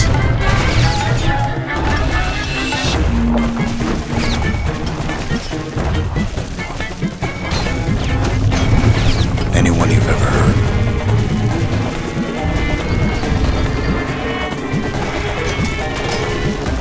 Everything you've ever done, you could do it over. And wouldn't that be grand? I guess there's nothing more to say.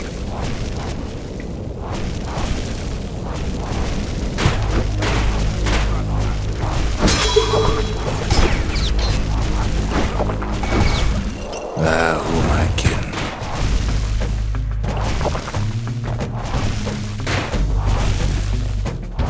Look. something else. A confession.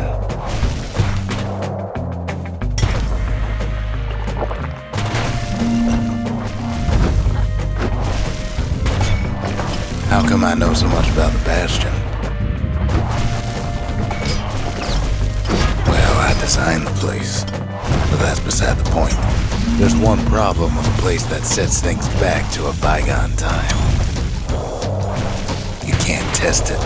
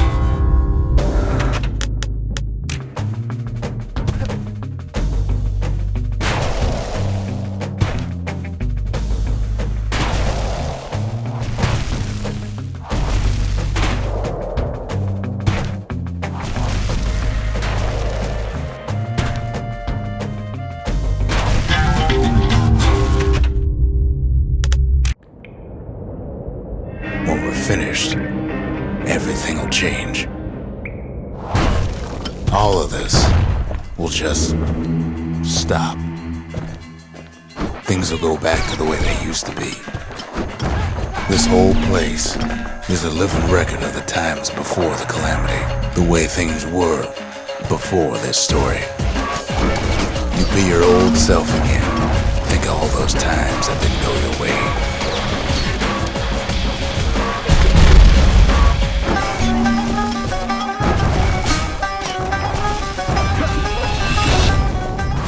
All of life's little setbacks. Imagine if you could have another go at them. No mistakes.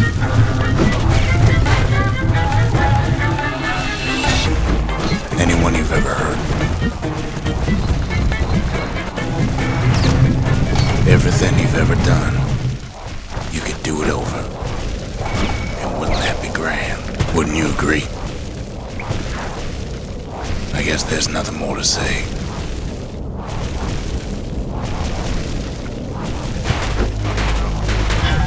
Come on, keep your chin up.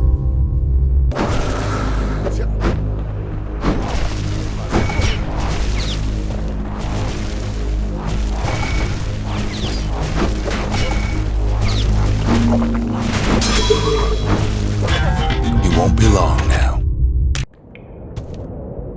When we're finished, everything will change. All of this will just stop.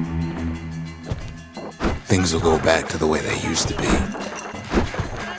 This whole place is a living record of the times before the calamity.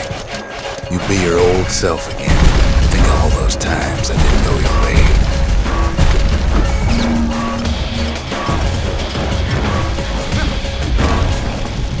All of life's little setbacks. Imagine if you could have another go at them. No mistakes.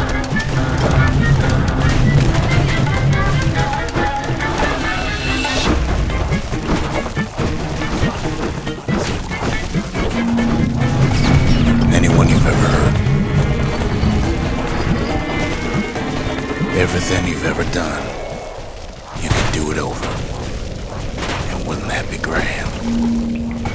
Well, agree?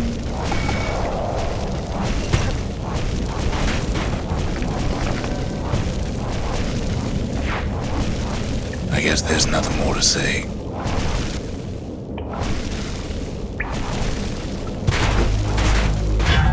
Come on, keep your chin up.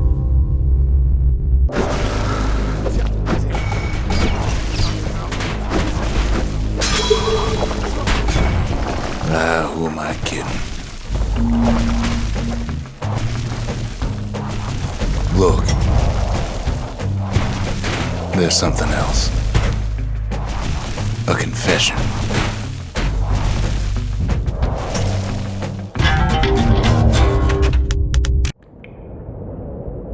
When we're finished, everything will change. All of this will just stop.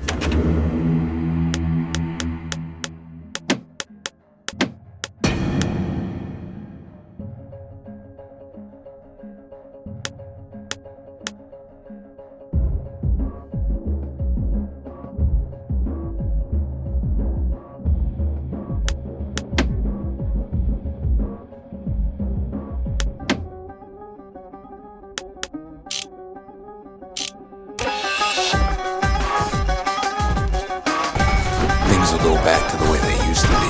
This whole place is a living record of the times before the calamity, the way things were before this story. You be your old self again. Think of all those times that didn't go your way.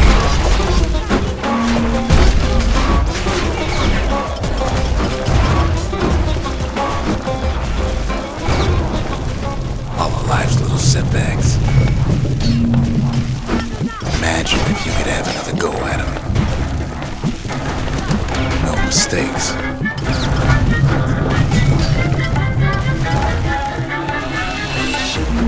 Anyone you've ever hurt.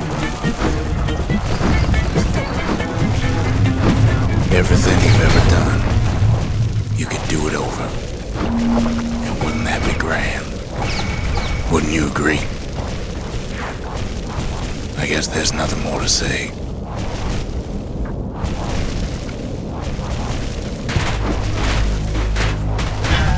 Come on, keep your chin up.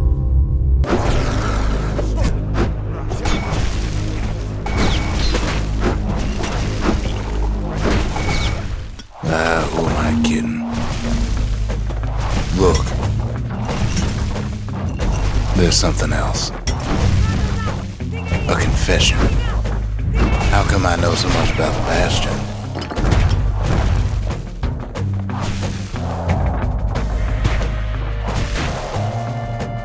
I designed the place, but that's beside the point.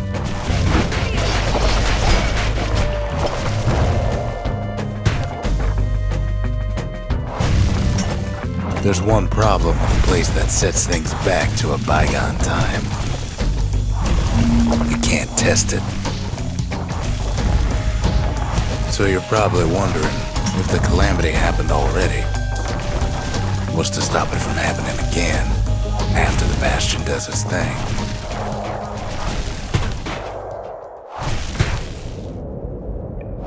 The answer is... I don't know.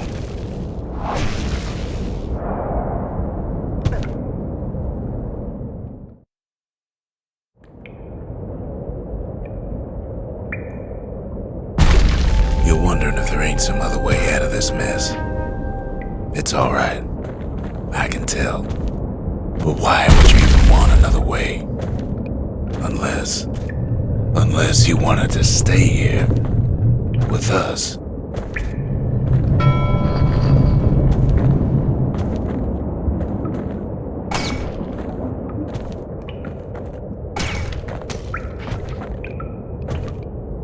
Well, that's sweet and all, but I don't know if I can stick around.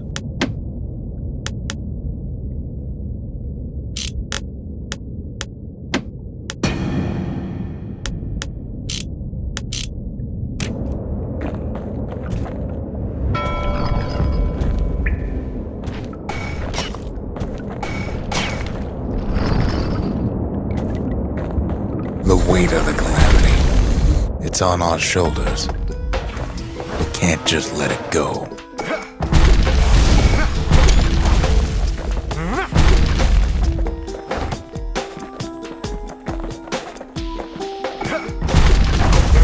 Bastion does have another function. Strictly speaking, if ever the monument blew out and we couldn't repair it, we could still evacuate. First, we'd round up as many folks as we could carry. Next, we'd detonate the cores, and we'd take off away from here.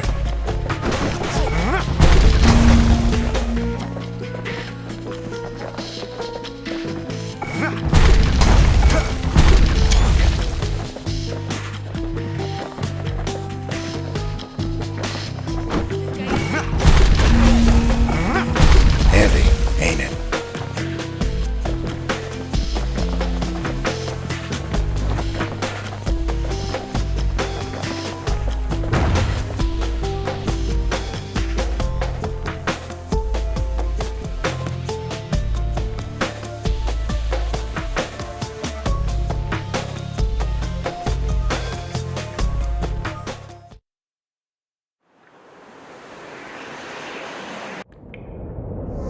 You know Zolf and his countrymen won't be giving up that shard without a fight, don't you?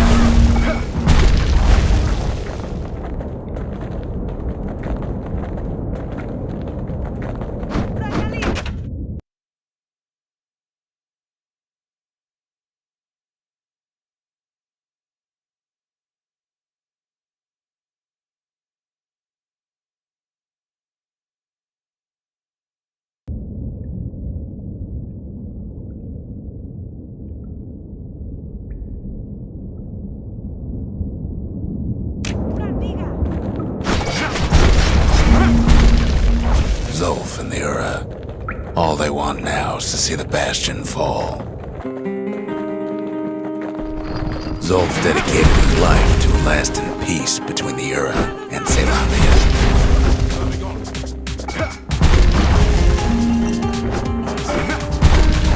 He can't have imagined the city would try to wipe the Ura out.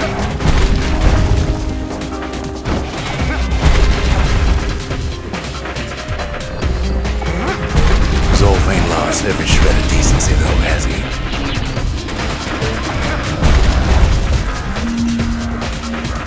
He tried to warn you about his plans. He tried to warn the kid.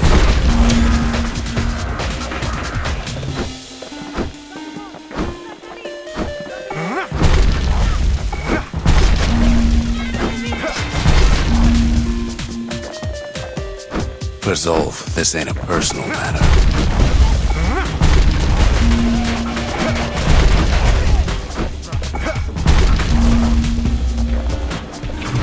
It ain't a simple matter of pride either.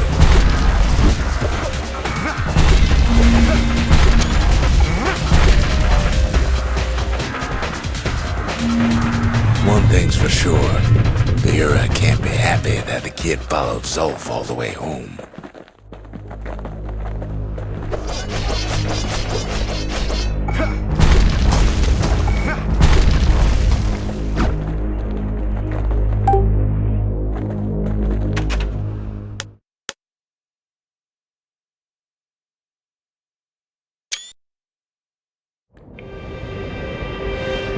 Kid saves Zolf once, but I don't think he'd make the same mistake.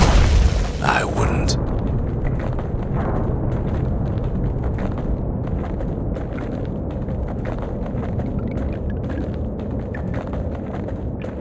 Don't you worry though. Once the Bastion's restored, it'll all be alright. Although, after talking it over like this, guess I'm beginning to have my doubts.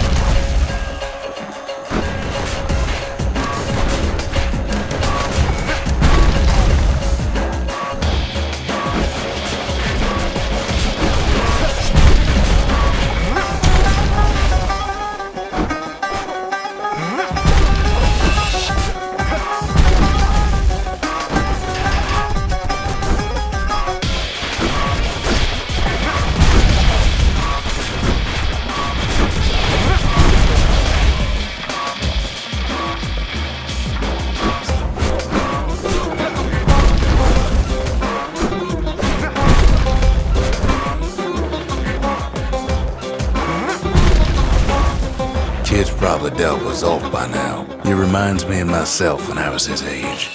I ever tell you about those days?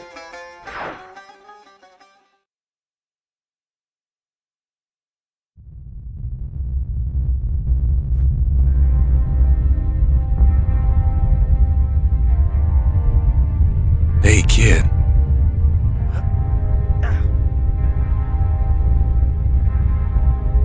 Get up, kid.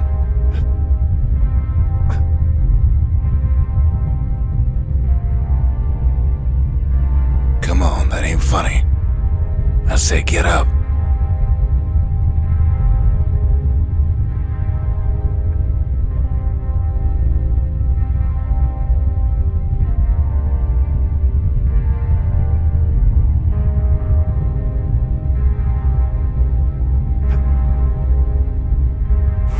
That's more like it. Now, set that shard into the monument there. Then we'll talk. The Bastion. It's finally finished. Now, there's something I want you to see.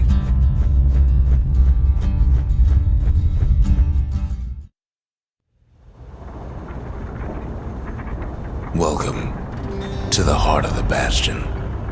I ain't one for long goodbyes, so here's the deal. Zia and I figure you done the heavy lifting, so you get to do the honors. We can tell you how to work this thing if you got any questions. You've got one thing left to do, so you hang on to that badge. Besides, you earned it. Always wondered what the motherland was like. Not that it matters anymore.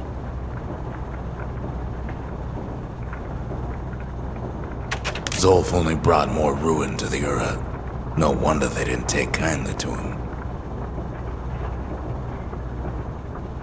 Don't let anything you've done get to you. You can save all those creatures here and now.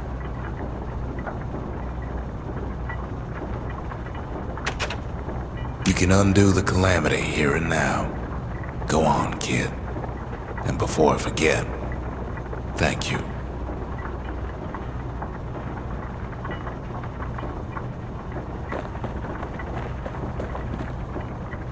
You made it. So, let's see. You can either prevent the calamity, or stick around with me and Rex. I'd hate to be in your shoes. If I could be any place I wanted, I'd stay right here. We could go anywhere in the world. Zolf tried to talk me into joining him. I tried to talk him out of it. I guess we both failed.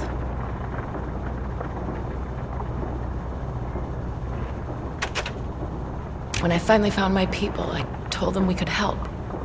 They just took me for a traitor. Glad you showed up.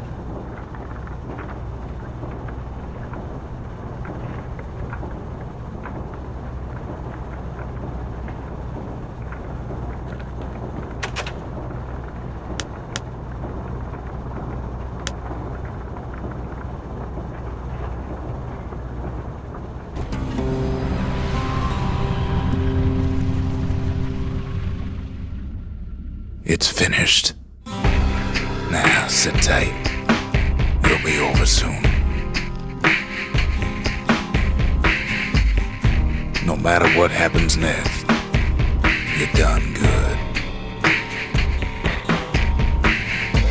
I suppose all that's left is to try and remember this moment. The Bastion's gonna take us back to a better time. Before any of this. Might be we'll forget everything you've done. And each other. Though after all we've been through, I find that hard to believe. So long, kid.